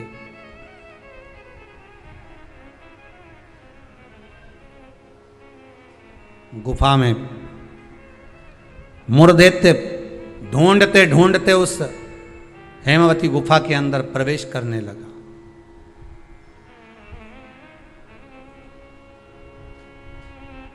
वहां पर हेमवती गुफा में जैसे ही प्रवेश करा, उस समय पर पाप पुरुष, कौन सा पुरुष है? पाप व्यक्ति का जो पाप होता है, जब वो पुण्य वाली जगह पर जाता है, सत्कर्म वाली जगह पर जाता है, तो उसका जो पाप पुरुष है, उसका जो पाप है, वो उसके सामने आकर खड़ा हो जाता है। बहुत ध्यान देना। क्यों कहते हैं कि मंदिर जाओ, क्यों कहते हैं तीर्थ जाओ, क्यों कहते हैं सत्संग में जाओ, क्यों कहते हैं कथा स्मरण में बैठ जाओ, क्यों कहते हैं? हमारा जो पाप है वो हमसे, जैसे ही हम तीर्थ गए, जैसे ही हम भजन में गए, जैसे ही हम कथा में गए, जैसे ही हम कीर्तन में गए, जैसे ही हम स्मरण में गए, जैसे ही भगवान की भक्ति में हम पहुंचे, हमारा पाप जो हमारे सम्मुख में था, हमारे साथ में था, वो पाप हमसे दूर हो जाता है। और मूर दैत्य के सामने वही पाप पुरुष आकर खड़ा हो गया। अंदर प्रवेश कर रहे थे मूर दैत्य, पाप पुरुष ने रोक दिया। कहां जा रहे हो तुम? तुम्हें मालूम नहीं तुम कहां प्रवेश कर रहे हो? तुम्हें ज्ञात नहीं है क्या? ज्ञात है। मैं भगवान विष्णु को ढूंढने जा रहा हूं, उनके साथ मेरा युद्ध हो रहा था। अच्छा, मैं भगवान विष्णु को ढूंढने जा रहा हूं क्योंकि उनके साथ मेरा युद्ध हो रहा था। पाप पुरुष ने रोक दिया, अंदर नहीं जा सकते क्योंकि अंदर पुण्य है, आप रुको वहीं पर। रोक दिया। जब मूर दैत्य ने पाप पुरुष को हटाया और अंदर प्रवेश करने लगा, 11 दिन तक, एकादशी दिन तक, 11 दिन तक पाप पुरुष और मूर दैत्य दोनों की बात संवाद हुई है। पाप सामने है, मूर दैत्य प्रवेश कर रहा है, बीच में पाप अड़ा पड़ा है। और वहीं बस उस 11 दिन में क्या हुआ कि 11 दिन में भगवान विष्णु के शरीर से एक स्त्री ने जन्म ले लिया। एक कन्या ने, एक स्त्री ने, एक नारी प्रकट हो गई। नारी प्रकट है। मार्गशीर्ष मास कृष्ण पक्ष एकादशी के जन्मदिन की तारीख बता रहा है। जैसे भादो कृष्ण अष्टमी किसका जन्म है? भगवान कृष्ण का। चैत्र की नवमी, बोलते जाओ, राम जी का। कोई आपसे पूछे कि एकादशी का जन्म कब हुआ था? मार्गशीर्ष मास की सुंदर कृष्ण पक्ष की एकादशी के दिन, जब 11वां दिन था भगवान को सोते हुए, तब भगवान के शरीर से एक कन्या ने, एक स्त्री ने जन्म लिया। 11वें दिन जन्मी, इसलिए भगवान आगे इसका नामकरण संस्कार करेंगे, उसका नाम एकादशी रखेंगे।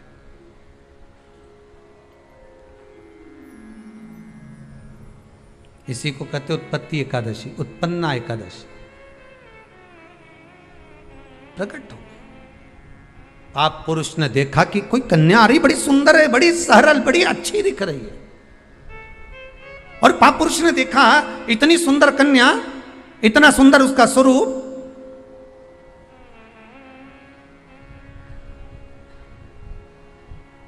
कईयों के मन में बड़ा प्रश्न होता है महाराज जी, कई माताएं बहुत प्रश्न करती हैं, कहती हैं गुरुजी क्या एकादशी का व्रत केवल वेदव्य नारी करती है? क्या एकादशी का व्रत केवल संत करते हैं, साधु करते हैं? नहीं नहीं, एकादशी का व्रत तो जन्म लिया बच्चे से लेकर मृत्यु के घाट पर पड़ा हुआ व्यक्ति भी एकादशी का व्रत कर सकता है। अपनी एकादशी स्वयं करो, मरने के बाद दूसरे लोग एकादशी दें, उससे अच्छा है कि अपना अकाउंट में खुद जमा करते चलो। तो बुरे वक्त में थोड़ा बहुत कहीं ना कहीं अपने का यमदूत आ गया, यमराज आ गया, और उसने कहा लाओ एकादशी दो। अब तुम तो इंतजार में बैठी कि अभी 12वां तो होने दो, तो क्या 12वां के कहीं करेगी? तो क्या 12वां के हमारा छोरा होने एकादशी देगा? तुम खड़े रहो।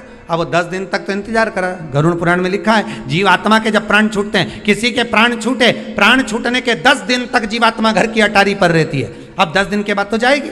अब तुम तो कह रही अभी रुक जाओ रे, अभी कहाँ जा रहे हो? अभी एकादशी मेरे को मिलेगी, हमारा छोरा देगा, बहू देगी, बड़ी बहू देगी, छोरा देगा, पोता देगा, पोती देगी, नाती देगा, पंती देगा। और पंडित जी जब बैठे संकल्प दिलाया, बोलो तुम्हारे दादाजी के कितनी एकादशी दोगा? तो क्या हमने 5 दी, कोई के हम 14 दी, कोई के हम 10 दी, कोई के हम 3 दी, कोई के हम 2 दे दिए। तो कहीं दादाजी कहीं भिखारी था? ये दादाजी की कथा नहीं, अपनी कथा। अपन क्या भिखारी है जो दूसरे की एकादशी लेकर जाएंगे?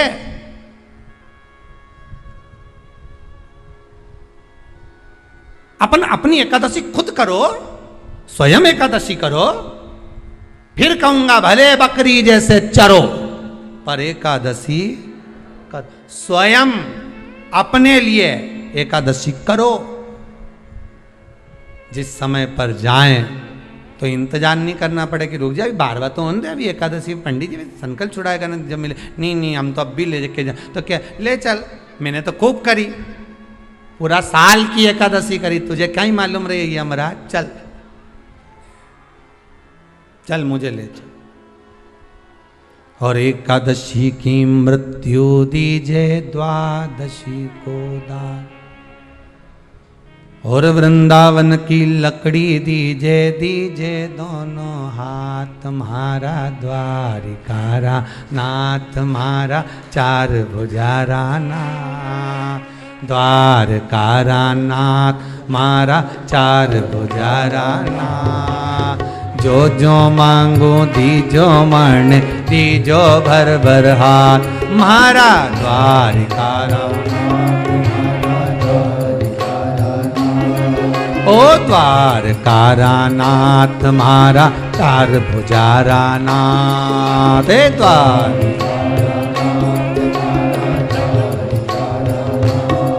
ओ जो मांगो दीजो मण, दीजो भर भर हाथ, मारा द्वारकारा नाथ,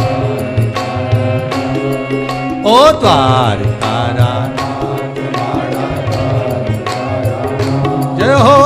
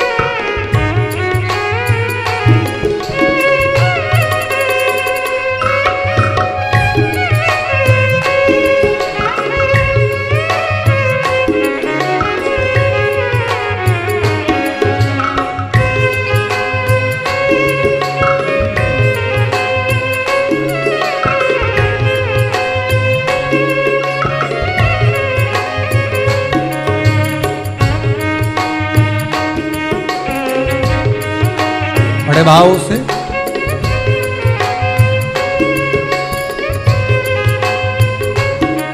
ओ एकादशी की मृत्यु दीजे द्वादशी को दाग, एकादशी की मृत्यु दीजे द्वादशी को दाग। ओ एकादशी की मृत्यु दीजे द्वादशी को दाग, एकादशी की मृत्यु दीजे द्वादशी को दाग। अरे वृंदावन की लकड़ी दीजे दीजे दोनों हाथ, म्हारा द्वारिकारा नाथ, म्हारा द्वारिकारा नाथ, द्वारिकारा। ओ जो मांगो दीजो मरने दीजो भर भर हाथ, म्हारा द्वारिकारा नाथ, ओ द्वार जय हो।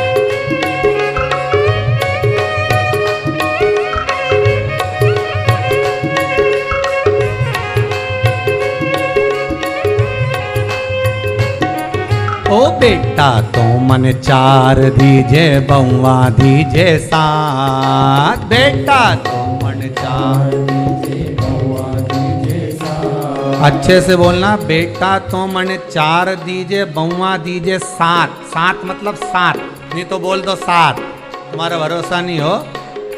ओ बेटा तो मन चार दीजे बउआ दीजे सात, बेटा तो मन चार दीजे बउआ दीजे सात। अरे पोता तो मन ऐसो दीजे दीजे फूल गुलाब, म्हारा द्वारिकारा नाथ, म्हारा द्वारिकारा नाथ, द्वारिकारा नाथ, म्हारा द्वारिकारा नाथ। ओ जो मांगो दीजो मन दीजो भर भर हाथ, म्हारा द्वारिकारा नाथ, म्हारा द्वारिकारा नाथ, द्वारिकारा नाथ, म्हारा द्वारिकारा नाथ। जय हो।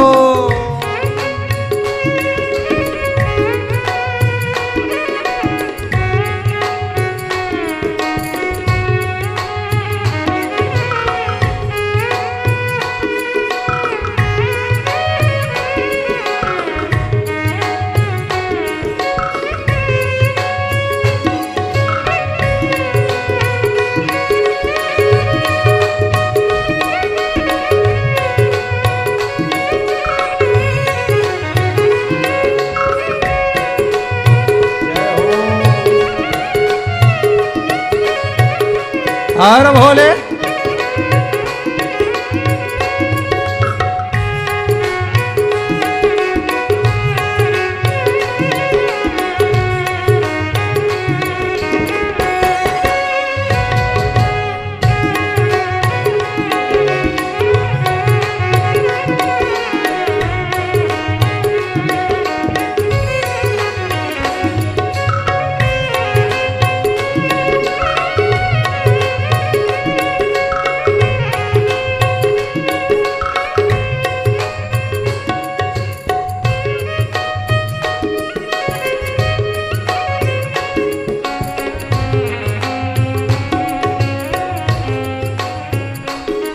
ओ सुमति तो दीजिए लाला, कुमति हटा जो जी।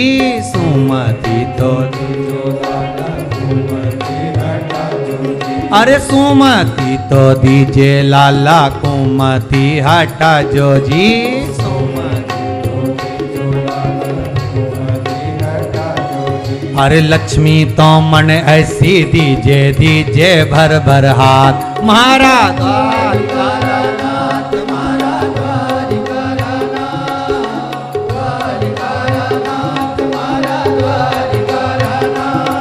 ओ जो मांगो दीजो, मरण दीजो भर भर हाथ। मारा द्वारिकानाथ, मारा द्वारिकानाथ, ओ द्वारिकानाथ, मारा द्वारिकानाथ, ओ द्वारिकानाथ।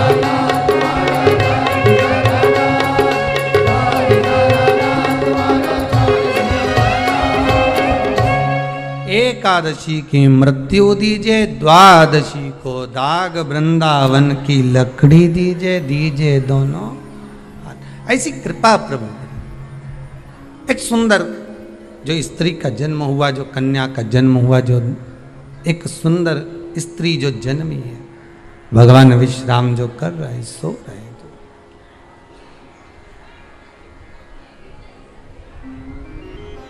प्रकट हो गए। एकादशी का जन्म मार्गशीर्ष मास कृष्ण पक्ष एकादशी उत्पन्ना, उत्पत्ति एकादशी प्रगति। पाप पुरुष एकादशी को देखा, भाग गए। कितना सुंदर व्याख्यान वर्णन है, जरा ध्यान दीजिएगा कि मात्र एकादशी का दर्शन ही पाप पुरुष ने करा और वो भी भाग गया। घर में अगर कोई एक व्यक्ति एकादशी का व्रत करता है तो उसके घर में पाप प्रवेश नहीं करता। ये देखिए कितना सुंदर व्याख्या।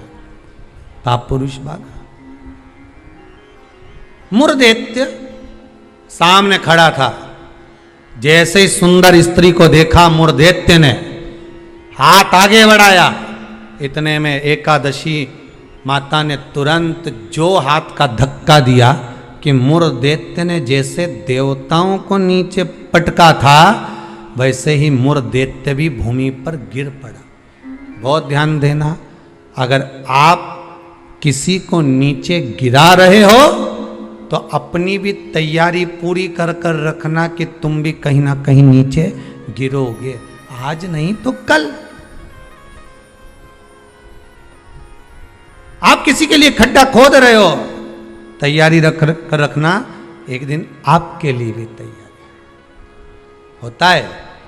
घर में एक बूढ़े पिताजी रहते थे, तो पत्नी ने कहा तुम्हारे पिताजी बहुत खांसते हैं, बच्चों को पढ़ने में तकलीफ होती है, एक काम करो इनको माली के कमरे में ठहरा दो, चौकीदार वाले। चौकीदार के कमरे में पिताजी को, हाँ फिर रोटी वोटी भोजन वोजन क्या करेंगे, मैं यहाँ से सब भेज दूंगी, तुम चिंता मत करो। पिताजी को चौकीदार के कमरे में ठहराओ, एक घंटी लगा दो, पिताजी घंटी बजाएंगे, मैं यहाँ से सामान भेज दूंगी। ठीक है। पिताजी से बेटे ने कहा पापा बाबूजी आप पीछे के कमरे में ठहर जाओगे क्या चौकीदार वाले? हाँ बेटा, मुझे तो सोना है, कहीं पर भी सो जाऊं, उसमें क्या दिक्कत। हाथ जोड़ के पिताजी आपसे हाथ जोड़ता हूं, आप इस मकान में अंदर कभी मत आना, आप बाहर रहो। ठीक है बेटा, अगर आप बोल रहे हो तो मुझे कोई दिक्कत नहीं है। ठीक है, एक घंटी लगा देता हूं, बजा देना, पानी ले आएगी बहू, भोजन ले आएगी, नाश्ता ले आएगी, चाय ले आएगी। ठीक है।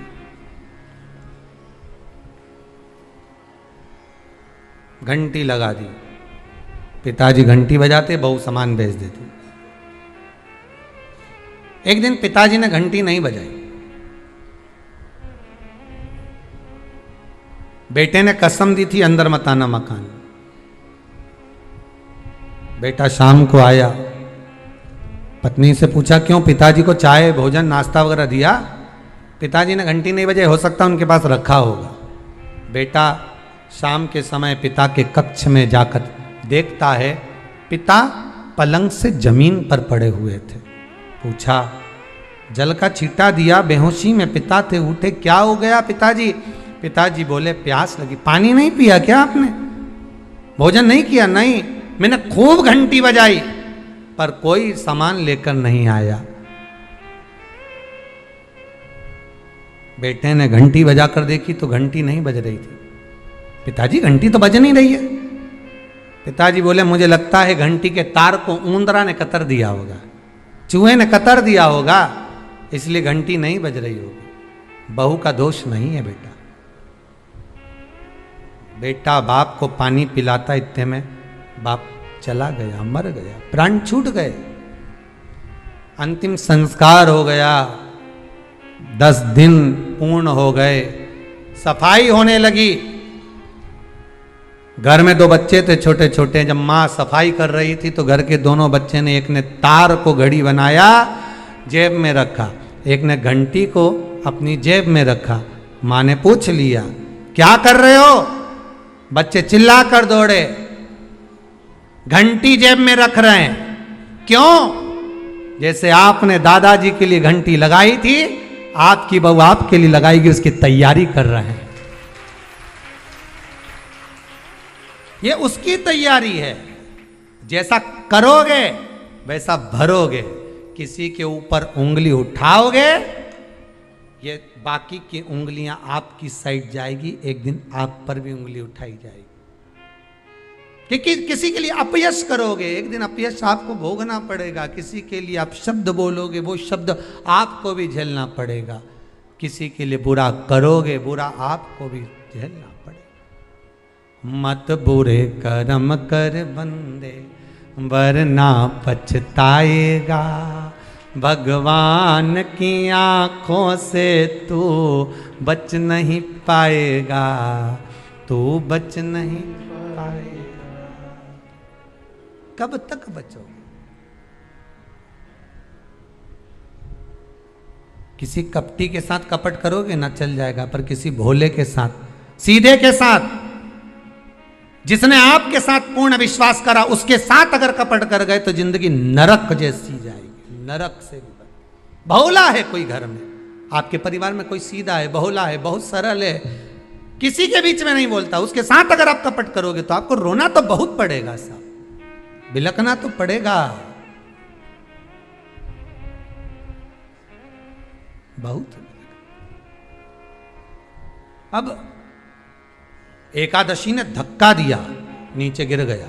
कहते हैं 1 वर्ष लग गया था उस मूर दैत्य को उठने में, जो धक्का एकादशी ने मारा था। कई एकादशी ऐसी रे, एक धक्का जो मारे नहीं तो अच्छा निपटी जाए। पाप, कपट, छल, बेईमानी, प्रपंच, ये तो उठे ही नहीं दादा एकादशी के दिन। ये सब दुबक के बैठ जाए, आज एकादशी है, आपने बोलना ही नहीं। ऐसे हर एकादशी पे एकादशी आ जाए तो तुम काय बोले उससे?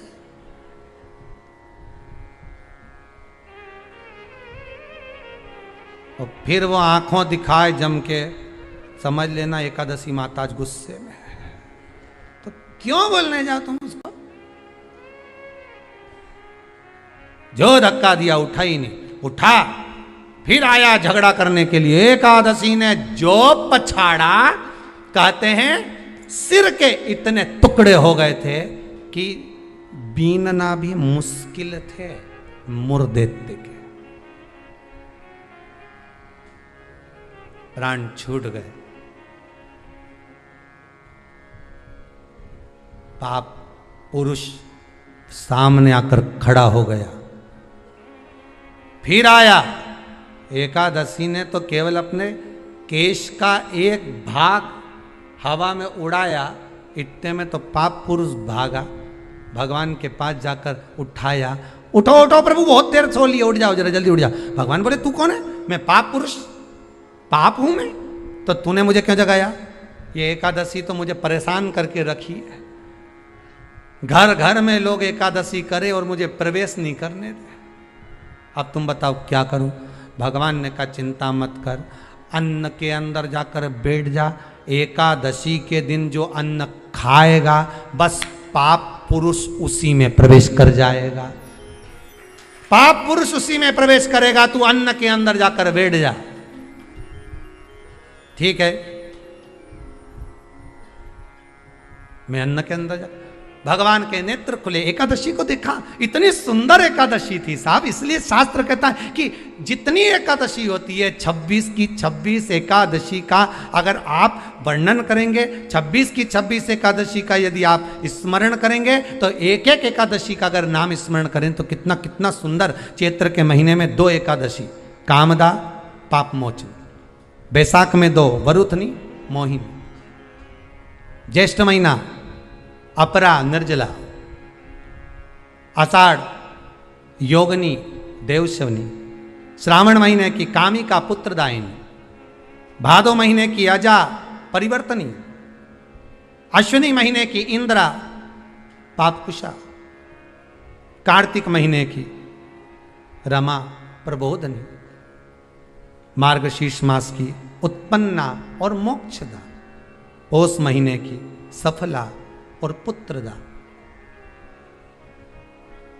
माघ महीने की परतिला और जया, फागुन महीने की विजया और आमल की एकादशी, अधिक मास की पद्मनी और परमा। कितने सुंदर नाम है। अब इस नाम से पहचान करो, निर्जला, कितनी सुंदर नाम। अब नाम इतना सुंदर है तो एकादशी कितनी सुंदर होगी। अब एकादशी इतनी सुंदर होगी तो जिस दिन तुम व्रत करोगी एकादशी का तो तुम कितनी सुंदर होगी। मतलब भगवान कितने प्रेम से स्वीकारेगा कि इसका हृदय कितना सुंदर है। ऊपर की सुंदरता मत देखो साहब, व्रत करने से भीतर की सुंदरता। आप पहले कथा में कहा कि क्रीम की चमक 15 दिन रहती है, अच्छे कर्म की चमक जिंदगी भर रहती है। कर्म की चमक देखना है हमें, क्रीम की नहीं।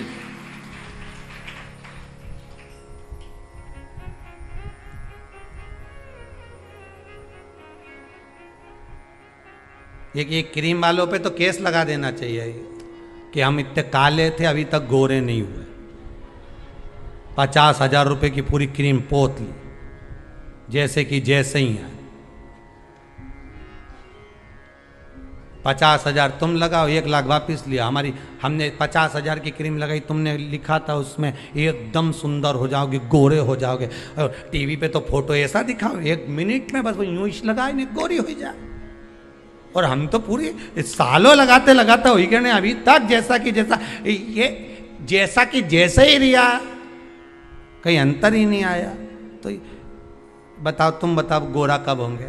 तो क्रीम वाले भी कह देंगे रे हमने तो शिव पुराण सुनी थी, बाहर की चमक से हमें कोई मतलब नहीं। हमने तो शिव पुराण में सुना था कि भीतर की चमक चाहिए। क्या करे बाहर की चमक का? ये चमक ये दमक फुल्ल बन में महक सब कुछ सरकार तुम ऐसे है। अभी बाहर की चमक का करोगे क्या? 2 तरह का पार्लर होता है, ब्यूटी पार्लर 2 तरह का। एक आपके घर के बाहर भी होगा, जहाँ जहाँ आप रहते हो ना, जिस जिस शहर में रहते हो, जो कथा सुन रहे हो टीवी पे, आस्था पर या मोबाइल पर सुन रहे हो, जिस मोहल्ले में कॉलोनी में रहते हो वहाँ लिखा रहता होगा ब्यूटी पार्लर। अब उस पार्लर में, और एक पार्लर ये भी है शिव पुराण का, बस अंतर इतना है, उस पार्लर में लड़की का श्रृंगार होता है, बाहर का श्रृंगार होता है जिससे पति रीत जाता है। और इस शिव महापुराण के पार्लर में आत्मा का श्रृंगार होता है जिससे महादेव रीत जाता है। पार्लर यह भी है, पार्लर वो भी है। वो बाहर का है, ये भीतर का है। इसमें आत्मा का श्रृंगार होगा।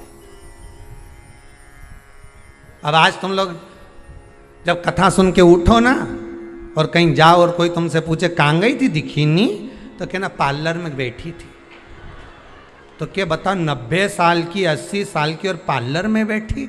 हाँ, बस अंतर एक ही है उस पार्लर में, उस पार्लर में। जो वो बाहर वाला पार्लर होता है ना, तो वो ऐसी ककड़ी धर के बिठा दे, एक जैसे पोत के, और यहाँ कुछ नहीं धर के बिठाए। इस पार्लर में जो बैठे हो ना शिव महापुराण के, इसमें कुछ धरने की जरूरत नहीं है। यहाँ तो मन परमात्मा के चरणों में धर दो, बस इतना चाहिए। और भगवान जो श्रृंगार करेगा उसके आगे दुनिया का कोई श्रृंगार नहीं हो सकता। सब ठीक है। परमात्मा के श्रृंगार के आगे कोई श्रृंगार नहीं हो सकता। तेरी रचना इतनी सुंदर तो कितना सुंदर, जरा विचार करिए, कितना सुंदर। रचा है सृष्टि को जिस प्रभु ने, वही ये सृष्टि चला रहे। जो वृक्ष हमने लगाया पहले, जो पेड़ हमने लगाया पहले, उसी का फल अब हम पा रहे हैं। रचा है सृष्टि को जिस प्रभु ने, वही ये सृष्टि चला रहे। रचा है सृष्टि को जिस प्रभु ने, वही ये सृष्टि चला रहे। जो पेड़ हमने लगाया पहले अच्छे कर्म का, उसी का फल अब जो बोया था वो अब आम का पेड़ बड़ा हो गया, तुम बढ़िया तोड़ तोड़ के खाओ, मना नहीं, पर लगाया था तो खा रहे हो है? और जिसने बमूल का लगाया तो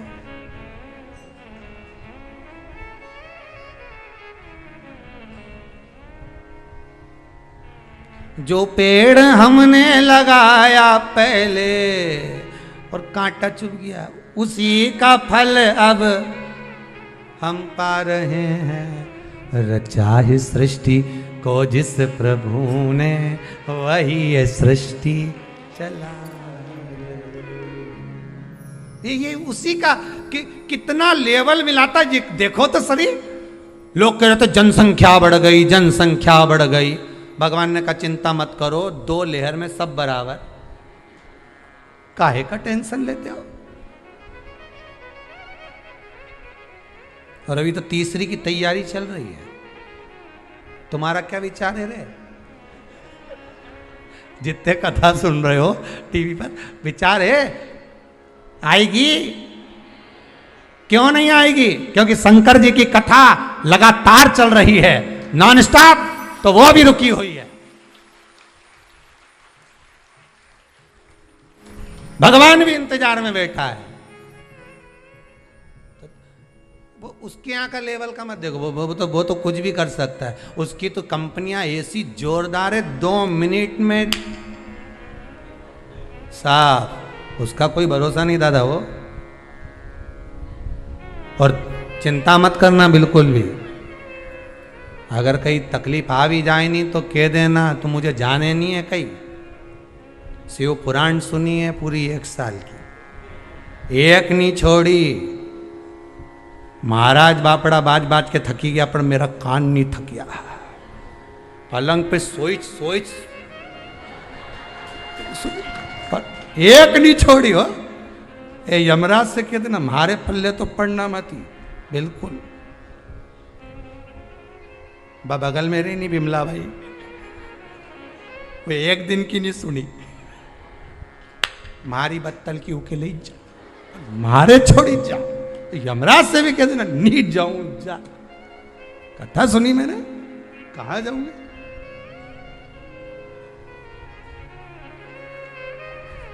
अब कहां जाए? जो पछाड़ा, एकादशी ने जो पछाड़ा और मुर देते मरा, मुर देते तो मर गया, समाप्त हो गया।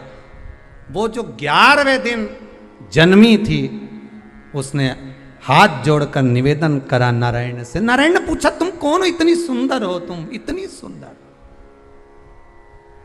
कौन हो तुम? आखिर कौन हो तुम, इतनी सुंदर कौन हो? कहा महाराज